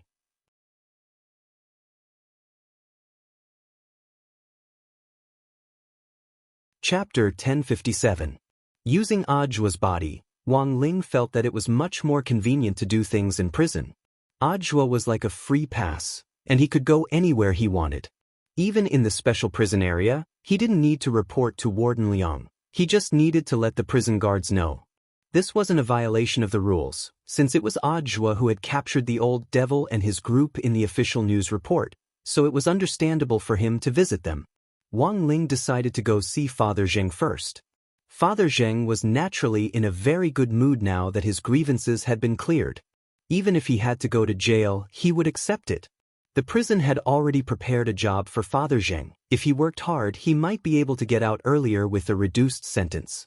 Wang Ling met Father Zheng in a factory inside the prison, where he was pouring talisman paper pulp into a machine. This was a talisman factory, and Father Zheng and his fellow prisoners were working on producing talisman paper for drawing talismans. Talismans were a necessity in the cultivation world, and billions of talisman paper were consumed every day. Most of these were cleaning talismans, or purification talismans, and so on, which were used to keep the city clean and filter out poisonous particles in the air, in order to restore freshness to the city and give the citizens a blue sky. To maintain such a large consumption, the production of talisman paper was very important. Thus, 90% of the talisman paper consumed every day was basically produced by prisoners working day and night in various prisons across the country. Talismans like the cleaning talisman were relatively cheap to make, and didn't need to be made of very good paper. It was best to reduce costs and maintain the environment. If they used a large processing plant to import high-grade talisman paper instead, it would be like killing a chicken with a butcher's knife. Of course, apart from producing talisman paper, Father Zheng's most important task was to draw talismans. Father Zheng was currently the person with the highest realm in this factory, and he also had some experience in drawing talismans. Not only could he produce thousands of simple talismans like the cleaning talisman in a day, he could also teach his fellow prisoners how to draw them. This way, the prison wouldn't have to hire someone to draw them, and would save a lot of money. Father Zheng's move not only saved the prison money, It could also be considered a way for his fellow prisoners to make a living. After they got out of prison, they definitely wouldn't be jobless. As long as they could draw cleaning talismans, they could join a talisman processing company to make money. Although the salary was not high, it was not a problem for him to support himself. Moreover, as long as one was willing to work in a talisman processing company, one could try to draw higher-level talismans. After a long time, one could also be promoted. Thus, Warden Liang was naturally happy to see this result. This month, it was likely that the red flags of all the major prisons would stop at his Songhai First Prison. When Wang Ling arrived at the processing plant, he saw Father Zheng working hard from a distance. "Director Zhua, should I bring Jing Tianxiang over to you?" asked a prison guard who was supervising the factory. "Sure, Fu, just wave your hand." Zhua's voice sounded. Wang Ling made a hand gesture in accordance with Zhua's words. The prison guard quickly understood what he meant, and after nodding at Zhua, he quickly retreated. He didn't get too close to Jing Tianxiang. This distance was enough for him to use his soul sense to explore. Standing on the spot, Wang Ling frowned deeply at the information he had obtained from Jing Tianxiang. It was very clear that Father Zheng's newly awakened strength wasn't his own, but an external force. This force was very similar to the shock wave from Mother Wang's fetal movement in the Wang family's small villa. Was it An Wan who had given them strength? Wang Ling never thought that his little sister would actually be stronger than he had imagined. Mother Wang had been pregnant for less than a month, but she already had self-awareness and had even given outsiders strength. And this strength had probably spread from the box of frozen dumplings. This was a surprising result. What a naughty little sister, but at least Wang Ling now knew how his little sister Wang Wan could give others strength. Why did she have to start with frozen dumplings?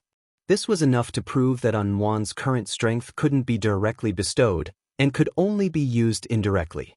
For example, she could inject her own energy into a bag of frozen food, and the person who ate it would become the inheritor of this strength. Apart from this, Wang Ling also realized that Father Zheng and Wu Yuanji's strength had something in common with their shadows. It was as if their shadows had been endowed with some kind of consciousness and could interact with their bodies in some way. This was also the reason why Father Zheng and Wu Yuanji could borrow the power of shadows to travel back and forth between computer screens. But it was very clear that while shadows were powerful, Father Zheng and Wu Yuanji's awakening wasn't complete. They had been bestowed with the power of shadows, but hadn't been able to unleash their true strength. Using shadows to travel back and forth between screens was just a routine operation. Just as Wang Ling was about to probe deeper with his spiritual senses, a hidden murderous intent came from outside the prison. Songhai First Prison. Ever since the last time Shadow Stream people had broken through the walls to escape, the high walls and barrier around the prison had been reinforced. Not everyone could enter the prison as easily as Zhua. At that moment, someone was looking down at Songhai First Prison from high ground. Baiyu was dressed entirely in white, and his clothes fluttered in the wind. "Everyone, our mission this time is only Jing Tianxiang and Wu Yuanji. Everyone must capture these two alive." After returning from the world of the Palace of Mirrors, the Black Shadow Army had been waiting for the data on the Shadow Wave. They had divided their strength to monitor Wang Ling's family villa, but they never expected the Shadow Wave to suddenly shift and appear on Wu Yuanji and Jing Tianxiang. Bai Yuquan was overjoyed at this discovery. As long as they could capture these two people with the Shadow Wave, there was hope for them to revitalize their force. Unfortunately, Wu Yuanji and Jing Tianxiang, these two idiots, didn't know how to thoroughly activate their formidable power. Prison break. This was tantamount to declaring war. The Black Shadow Army had been quiet for a long time after leaving the world of the Palace of Mirrors. They had been waiting for the right time to announce their force to the world. And now, the opportunity had come. "Shadow Brute, it's your turn," Bai Yuquan said softly. In the crowd, a shadow giant that was 5 or 6 meters tall appeared. His feet shook the ground, and his entire body was wreathed in black shadows.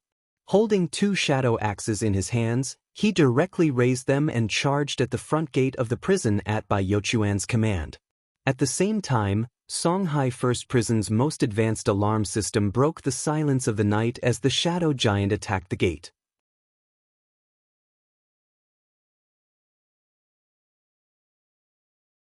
Chapter 1058. The sudden attack instantly put Songhai First Prison on the highest alert. Even though the external defense was impregnable, Bai Yuquan had definitely come prepared since he had dared to launch an attack at this time. Thanks to the special power of Destiny Dao, the Black Shadow Army was stronger than cultivators of ordinary realms to begin with. Coupled with the existence of Shadow Brute, this was a powerful siege weapon which Bai Yuquan had specially designed. Shadow Brute wasn't a real human, but a manifestation of the power of Destiny Dao.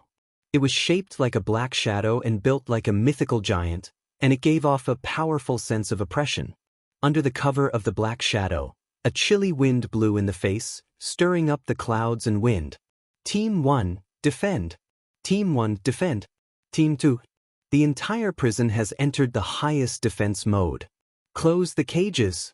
Prevent the prisoners from escaping. It had happened suddenly, but fortunately, under Warden Liang's guidance, Songhai First Prison had already taken the appropriate precautions. The prison guards performed their respective duties and immediately launched the first round of defense against Bai Yuquan's Black Shadow Army.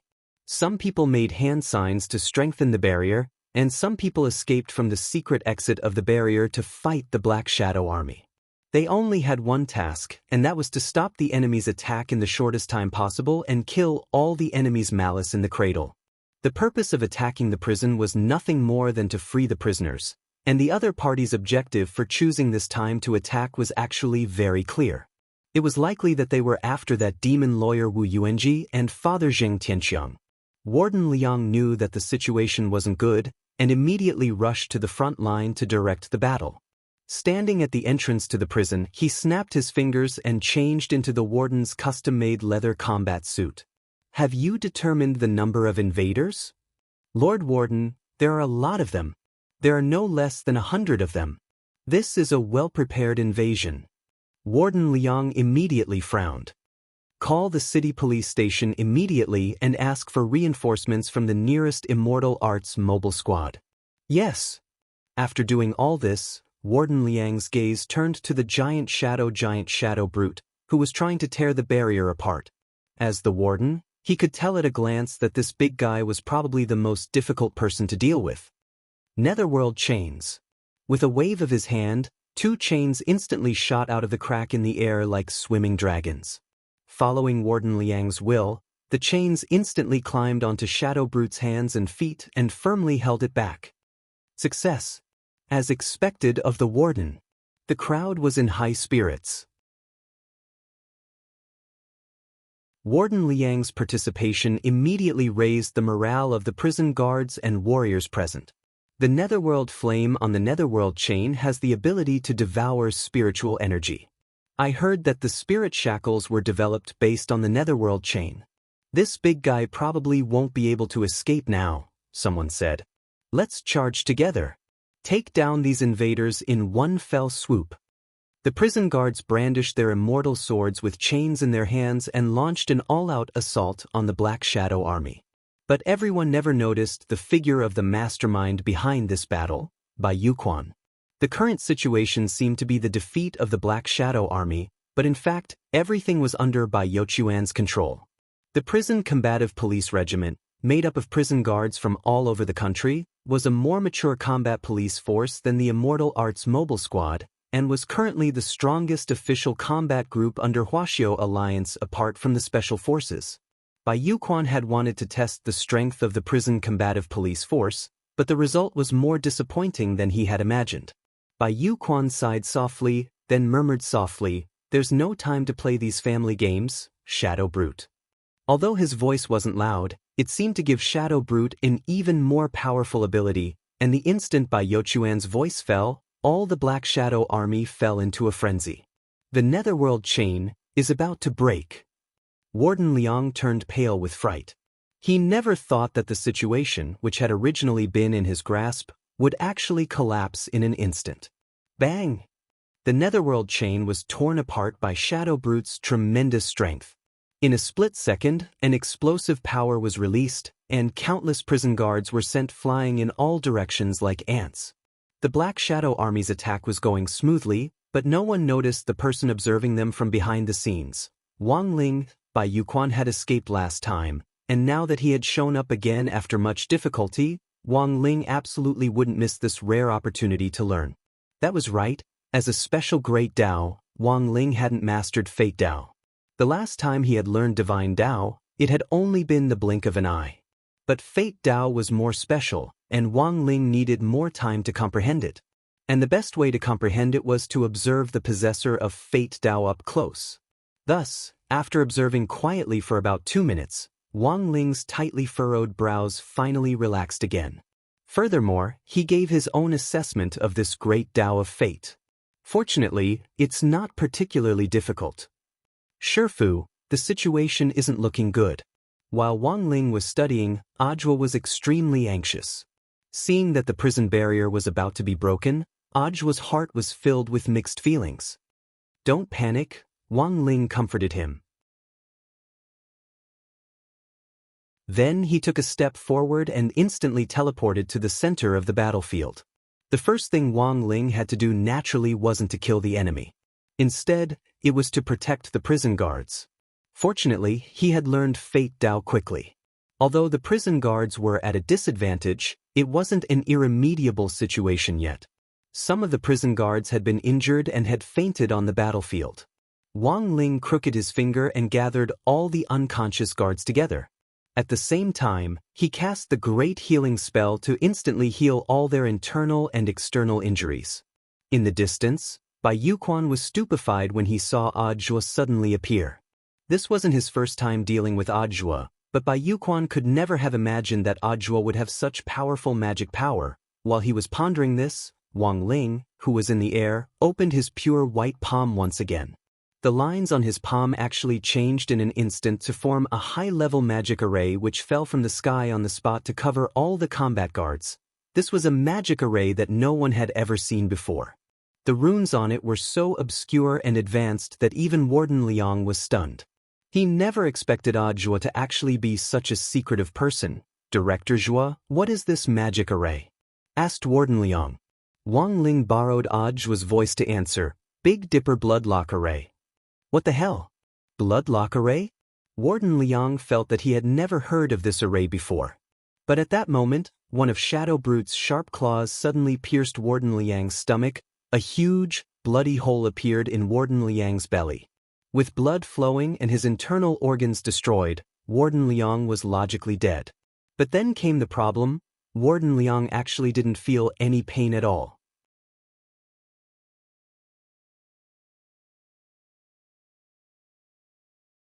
Chapter 1059. The Big Dipper Bloodlock Array. It was one of the branches of the Great Bloodlock spell, one of the 30,000 heavenly Dao that Wang Ling had mastered. Combined with the Great Array spell, it was possible to achieve the instantaneous effect of fusing a spell and array. It was this Great Array spell that gave the lines on Wang Ling's palm a soul-like consciousness the instant it fell, and it swiftly outlined the array that Wang Ling wanted to set up. Then Wang Ling only needed to press his palm down, and the array would be complete. Shadow Brute was one of the incarnations of Fate Dao, and was extremely difficult to deal with. Warden Liang was very strong, but he still wasn't Shadow Brute's match in terms of true fighting strength. But Wang Ling was well aware that as an incarnation of Heavenly Dao, Shadow Brute didn't have a strong endurance. Once it ran out of energy, it would have to go back and replenish itself, like recharging. It was precisely because of this that Wang Ling had instantly grasped its weakness.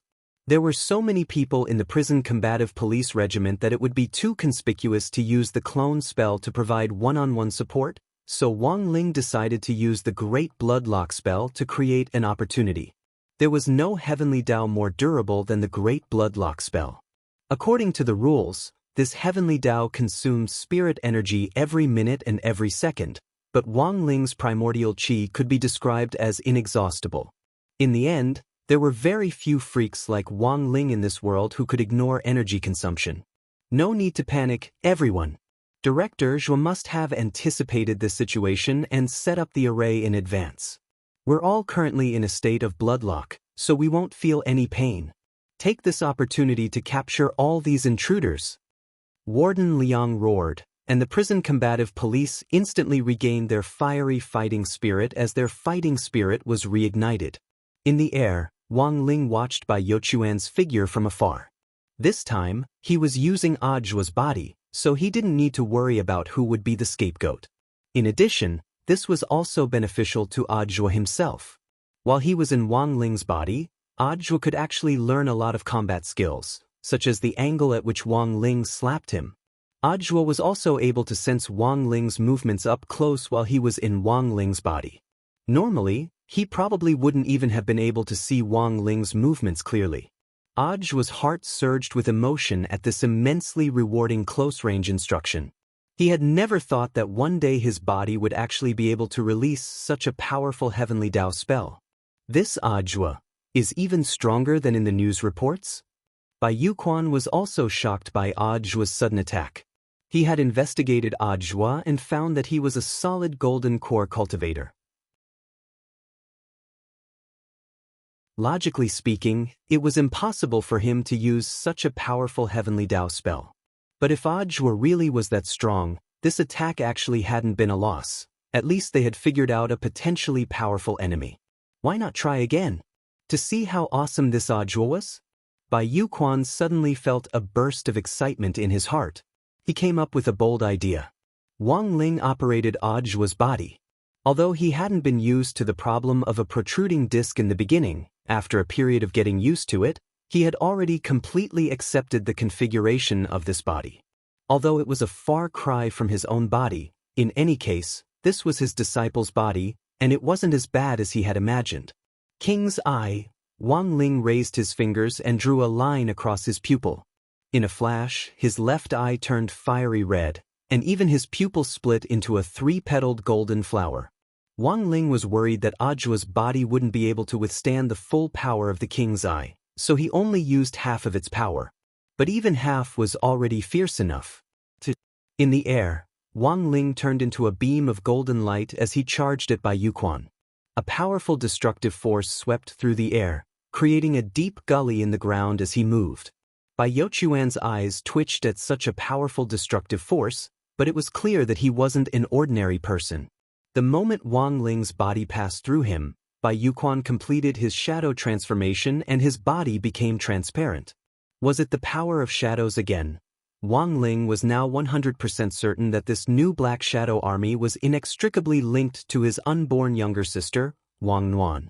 Thinking back to how this group of people had retreated so cleanly in the Palace of Mirrors, not leaving a single trace behind, Wang Ling now recalled that it had actually been at that time that Mother Wang had become pregnant with Wang Nuan. Was there really such a coincidence in this world? Wang Ling was aware of the gravity of this matter. They actually dared to set their sights on Nuan. Aren't these people a little too daring? Wang Ling didn't want to be a siscon, but as an older brother, he had to fulfill his responsibility to protect his little sister. He had to catch this person, and then ferret out the mastermind behind all of this. He remembered that Wang Ming had mentioned to him about the dream, and that there was an imposter who looked exactly like Wang Ling who was managing everything behind the scenes. Not only had President Bai and Devil Gut Fungus Lord been resurrected, even President Bai's son, Bai Youquan, had been put in an important position by the other party. It was just that at first, Wang Ling hadn't thought that this imposter's real target would actually be Wang Nuan. You can't hurt me. In his shadow state, Bai Youquan was completely immune to physical attacks. Wang Ling's attack just now had been fierce, but it hadn't hit him. Wang Ling gave Bai Youquan's arrogance a forward evaluation. Out of 100 secrets, one slip-up. When Bai Youquan came back to his senses, he was astonished to find that a mark had been placed on his soul at some point in time. The physical attack just now had just been a feint. From the very beginning, Wang Ling had been aiming for his soul. The King's Eye Soul Lock. No matter how far you ran, as long as Wang Ling willed it, he could instantly capture the soul shackler and detain him. Even the old devil and evil sword god back then hadn't received this kind of treatment. Wang Ling was too afraid that the other party would run away just like that. And if he let the other party escape this time, who knew when he would get another chance? Compared with investigating on his own, Wang Ling preferred this kind of confident, suicidal behavior. Bai Yuquan had overestimated his strength. At that moment, he saw this terrifying general administration of 100 schools walking toward him step by step. Kneel. Wang Ling stared at Bai Yuquan without the slightest hint of friendliness on his face, but his words were unquestionable. This wasn't a tone of discussion, but a kind of law of heavenly Tao similar to a decree. Once spoken, the law would be enforced. Bai Yuquan's knees couldn't take the pressure after just saying these two words, and they completely bent and hit the ground heavily. Survey. Do you think Wang Ling is a siscon? 1. Yes, please reply. 1. 2. No, please reply. 2.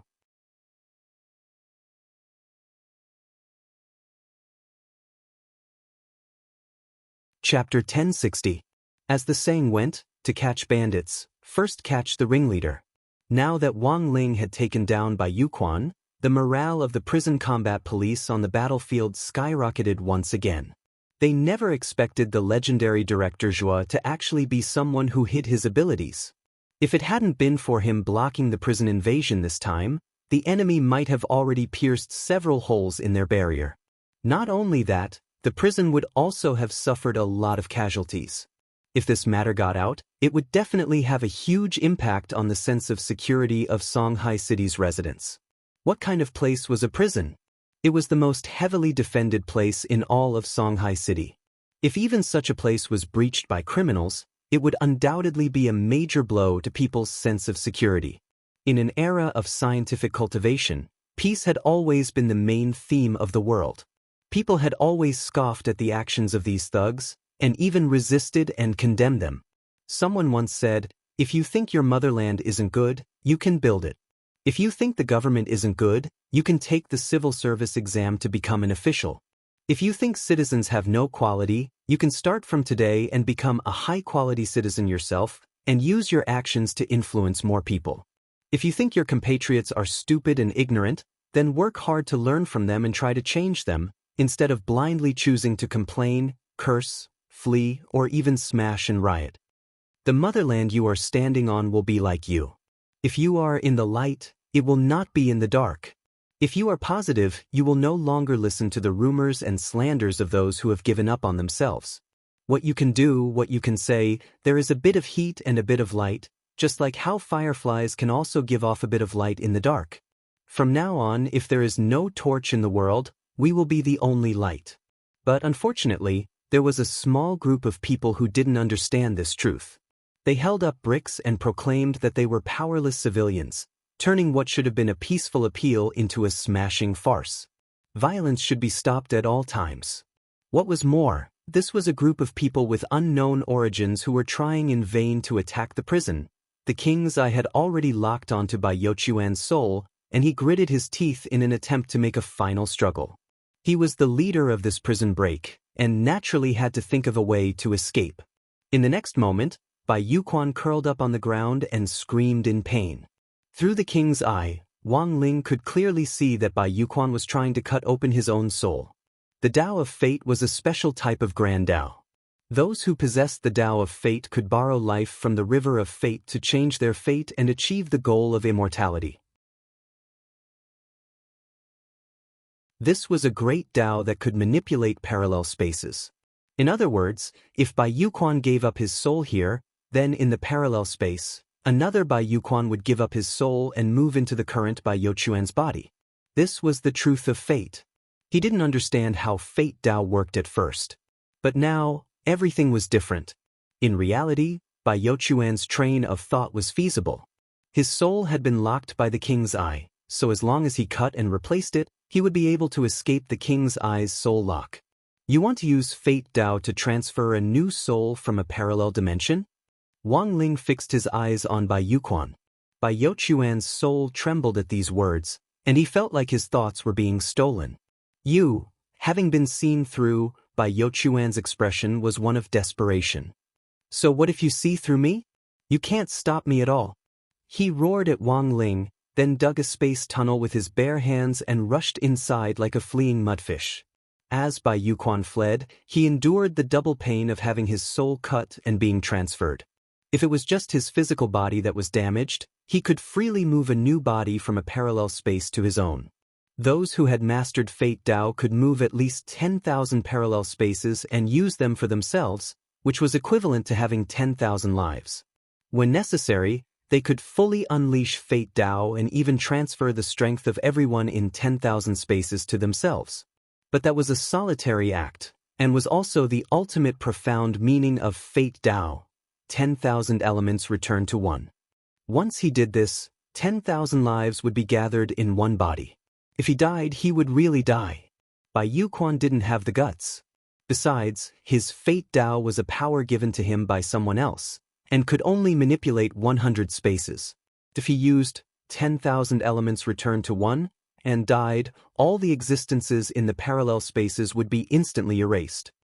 Bai Yuquan would no longer exist in the entire universe. Hurry up a bit more.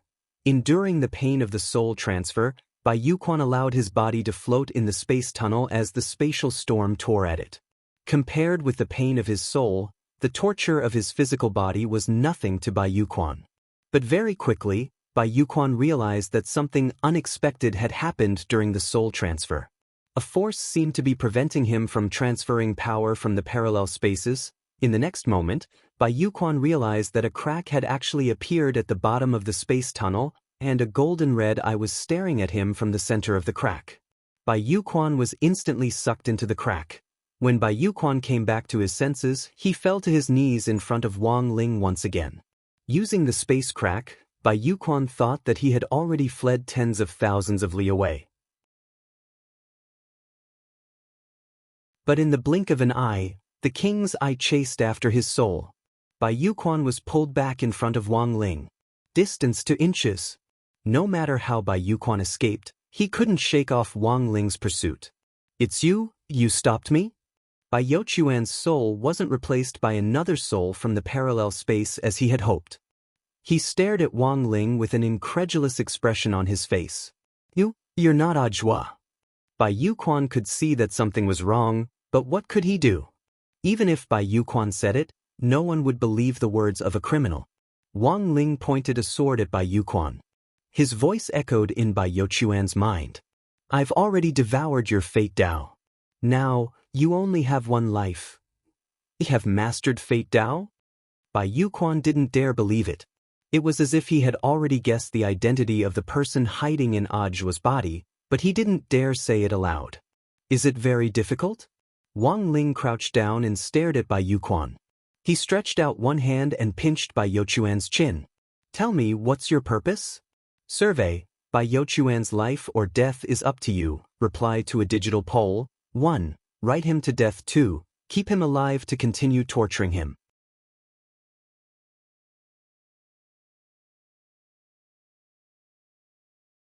Chapter 1061. Bai Yuquan wanted to struggle, but found that he didn't have the strength to break free from Wang Ling's palm.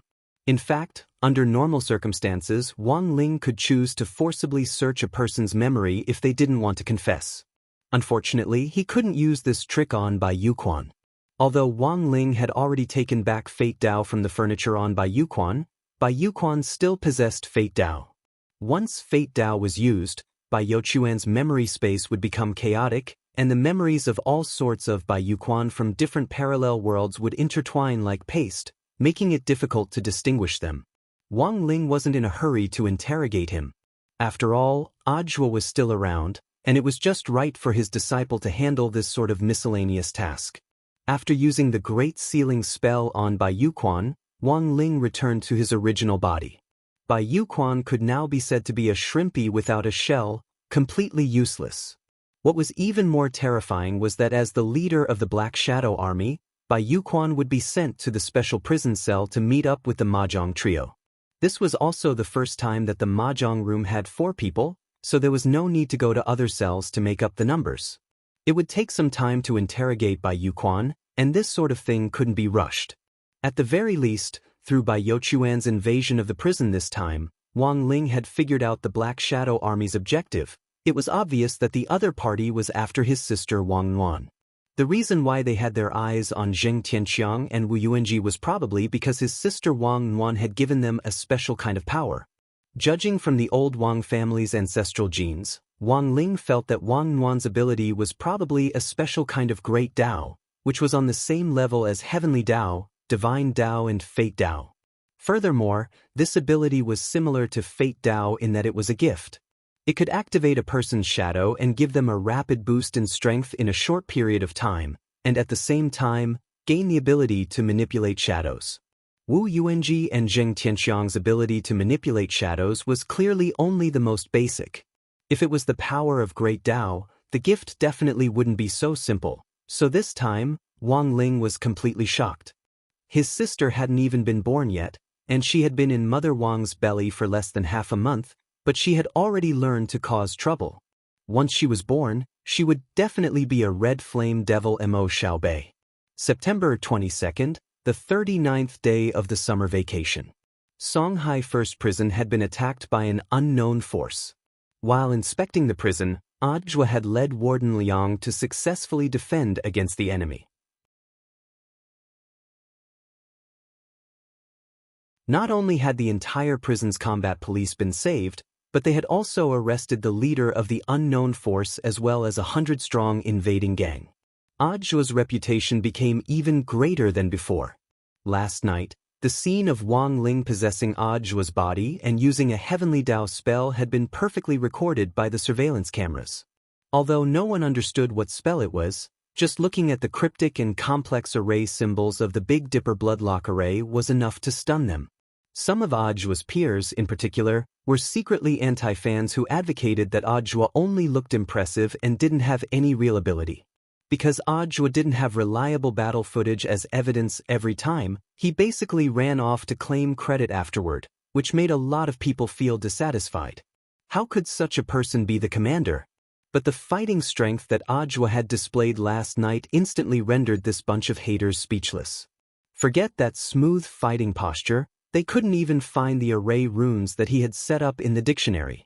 Thus, the moment the surveillance footage was released, Ajwa's reputation among his peers instantly soared, and he was even given a new nickname, the man who secretly tutored others behind their backs. Wang Ling paid close attention to the interrogation and would immediately report back to him if there was any progress on Ajwa's side. As for Wang Ling, he was also worried about two things. Based on the fluctuations coming from Wu Yuanji and Zheng Tianxiang, Wang Ling judged that while it was Wang Nuan who had given them their abilities, she hadn't done it on purpose. It had been an unintentional mistake. Wang Nuan had been pregnant for 10 months, and it was likely that there would be a lot of fetal movements during this period. Wang Ling was already very proficient at drawing talisman seals, so he wondered if he should draw one for An Nuan as well. That way, he could at least prevent Wang Nuan's energy from leaking out when she was rolling around in her belly. So that morning, while the news was playing about Ajwa, Wang Ling and Father Wang brought up Wang Nuan. Drawing talisman seals required an additional fee, which was roughly 1,000 HNY for talisman paper and special raw materials. This wasn't a lot of money.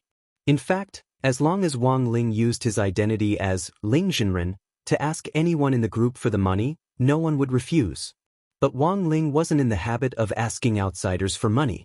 Family matters were internal affairs, and since they were internal affairs, they should be dealt with internally.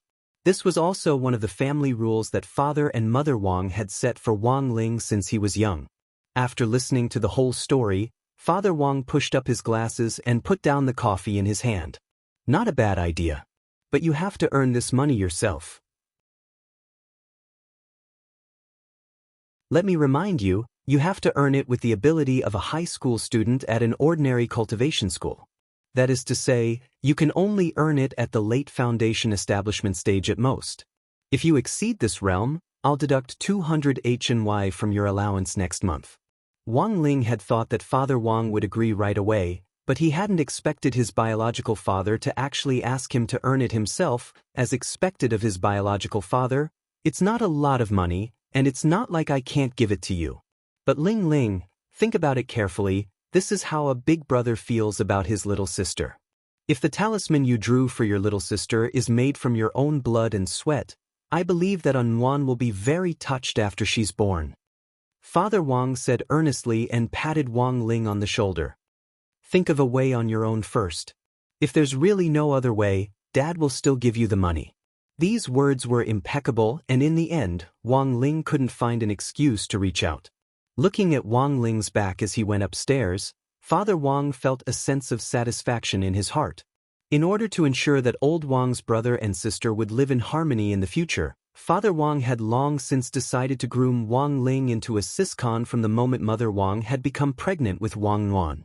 At this point in time, it actually wasn't over yet, and so, the second thing that worried Wang Ling came, working. He, a 16-year-old high school student, working, would anyone want him? Wang Ling was deeply doubtful about this. Wang Ling decided to first calculate what he could do.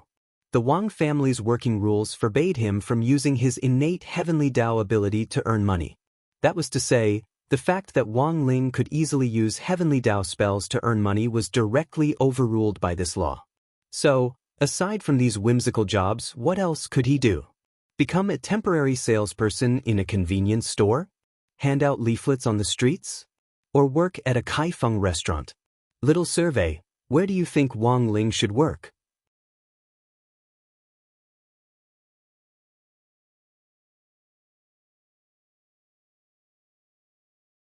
Chapter 1062. In short, Wang Ling's current problem was where to find a job.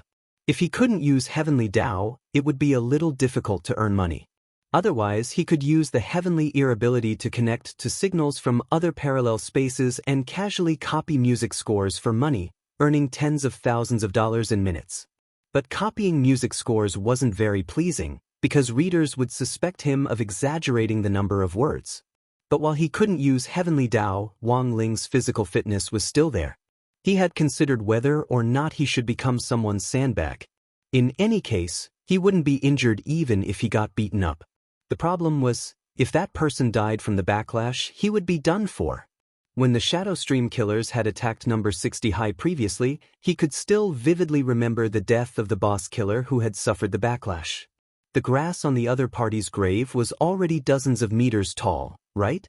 So after some serious thought, Wang Ling started to ask Super Chin, Dopey Gua and the others for their opinions in the private chat group. Work. Super Chin directly replied in the group. Then Wang Ling, don't even think about serving tea and water in the catering service. Wang Ling, you can't even smile, there's no way you'll get a job there. Also, there's a high chance that you'll get a complaint. I heard that if you get a complaint there, you'll be fined. If you work there with a poker face, you might end up paying them hundreds of yuan a day. You don't say. I know about Wang Ling's situation, and there's a job that suits him quite well. At that moment, Dopey Gua suddenly came up with an idea. Little Peanut was also interested. He can go to a cultivation film and television base as an extra. It's hard money, and they also need student actors. I've introduced a lot of bros from other classes to them, but they don't last long. Why? Because they'll laugh in the middle of acting, it's clearly an extra, and in many cases, they just need to play dead. I think this job suits Wang Ling very well. Just as Dopey Gua finished speaking, Wang Ling directly replied with 2 words, I'm counting on you. Wang Ling had never thought about debuting as an idol, but he felt that he was very suited to be an extra. However, it wasn't easy to take this route. Usually, new, small-time actors wouldn't have any work to do for a long time. They couldn't even afford to eat. They could only wait by the roadside of the film and television base, waiting for production crews that needed more people to come and recruit them. If they were lucky, they could earn 100 or 200 yuan if they followed the crew for a day. If he was lucky enough to be chosen by the director to say a few lines or something, he could even earn a few thousand a day as a walk-on. If it wasn't enough, it would only happen in a few cases. In the afternoon, Wang Ling invited Dopey Gua to Songhai Film and Television Base. Film and television bases actually weren't rare nowadays, but Songhai City's film and television base won in terms of scale. As an international multicultural exchange center, Songhai City was naturally favored by many film crews as well as famous directors, both at home and abroad. The more space there was, the more places he could use his fists and feet. Nowadays, when cultivators make movies, they no longer need to rely solely on special effects. Many explosive scenes can be created by two cultivator actors fighting. Moreover, the key is that they look very realistic, much better than cheap special effects. They even saved on the cost of special effects. Thus, a lot of the movies on the market nowadays were made up of cultivators fighting with special effects. Special effects didn't need to be lavished with money anymore. They just needed to add a little sublimation to the original foundation to make some explosions and fighting scenes look more gorgeous. Wearing his school uniform, Wang Ling waited for a while by the stone tablet with the words, Songhai Film and Television Base, on it, and soon saw Master of Dopey waving at him from a distance. Wang Ling didn't know why he was wearing his school uniform for the time being, but since he could make money, it didn't matter. As for Dopey himself, he was also wearing his school uniform. Let's go, I'll take you in. Dopey took out the actor ID that he had prepared in advance and hung it on his chest. Wang Ling was a little dazed when he saw this decent ID. It's fine. There'll be an assessment later. I have an uncle in the assessment department, so you just have to deal with it. Once you have an actor ID, it'll be easier for you to enter the base. Under normal circumstances, one ID can only bring one person in. It's a kind of referral, Dopey said as he explained the rules of the film and television base to Wang Ling. Wang Ling was about to ask why he had to come in his school uniform, but Dopey just started talking. It's quite a coincidence. That uncle of mine just happened to want to shoot a big online movie with a school theme, and he's still missing 2 people. He wanted me to bring one person in, and I was just about to look for someone else. But Wang Ling, you just happen to want to work. Ha! A school theme? Asked Wang Ling. Yes. This movie is a little amazing. Not only is it a school theme, it's also set in our school. It's also about senior joie. Wait a minute, I'll send the script to our private chat group. Because of the confidentiality agreement, the script couldn't be made public for the time being, so they couldn't send it to their small group. But since Wang Ling had joined them, Dopey thought it was fine to send it to him. He created a new small group exclusively for him and Wang Ling, and sent the script to the 2 of them. The group was called Oscar Best Actor. Dopey explained the script to Wang Ling as he led him to the place to apply for an actor's ID. Wang Ling opened the file that Dopey had sent him, and at the top of the file was a huge line of movie title. Wang Ling immediately took a deep breath, because the movie was called Audiobook Devil Child Descends. Wang Ling heard from Dopey that it wasn't the film crew who had approached Audiobook about this, but Wang Ling had directly asked Headmaster Chen for permission to shoot the movie. Considering that number 60 High was about to be upgraded to a key city high school, Headmaster Chen felt that they could use this opportunity to do some publicity, so he had agreed. And most importantly, this movie was being directed by a famous director called Feng Yiwei. Of course, what surprised Wang Ling the most wasn't the movie title or the director, it was the content of the movie. When Wang Ling flipped through the file and saw the synopsis of the movie, he was completely dumbfounded. The synopsis of the movie was as follows. 6 years ago, the gate between worlds descended and gave birth to a chaos bead. With the combined efforts of numerous experts in the cultivation world, the chaos bead was refined into a demon bead and an immortal pill. The number 1 sect in the cultivation world, number 60 sects, set up a great array and destroyed the demon bead 3 years later. The head of number 60 sects ordered his eldest disciple, Hirogua, to inject the immortal pill into Audiobook's body. In the end, due to a freak combination of factors, the immortal pill was replaced, and Audiobook, who was supposed to be born from the immortal pill, became the embodiment of the devil path. However, Audiobook wasn't swayed by his fate. He upheld the beliefs of number 60 sects and punished evil all the way, but because of the demon bead, he was misunderstood as a devil who committed all sorts of evil and was repeatedly made a scapegoat for others. Faced with this situation, what should he do? You're tuning in to the Passion Pages YouTube channel. We're so grateful for your support, and don't forget to subscribe to join us on this incredible journey through captivating stories.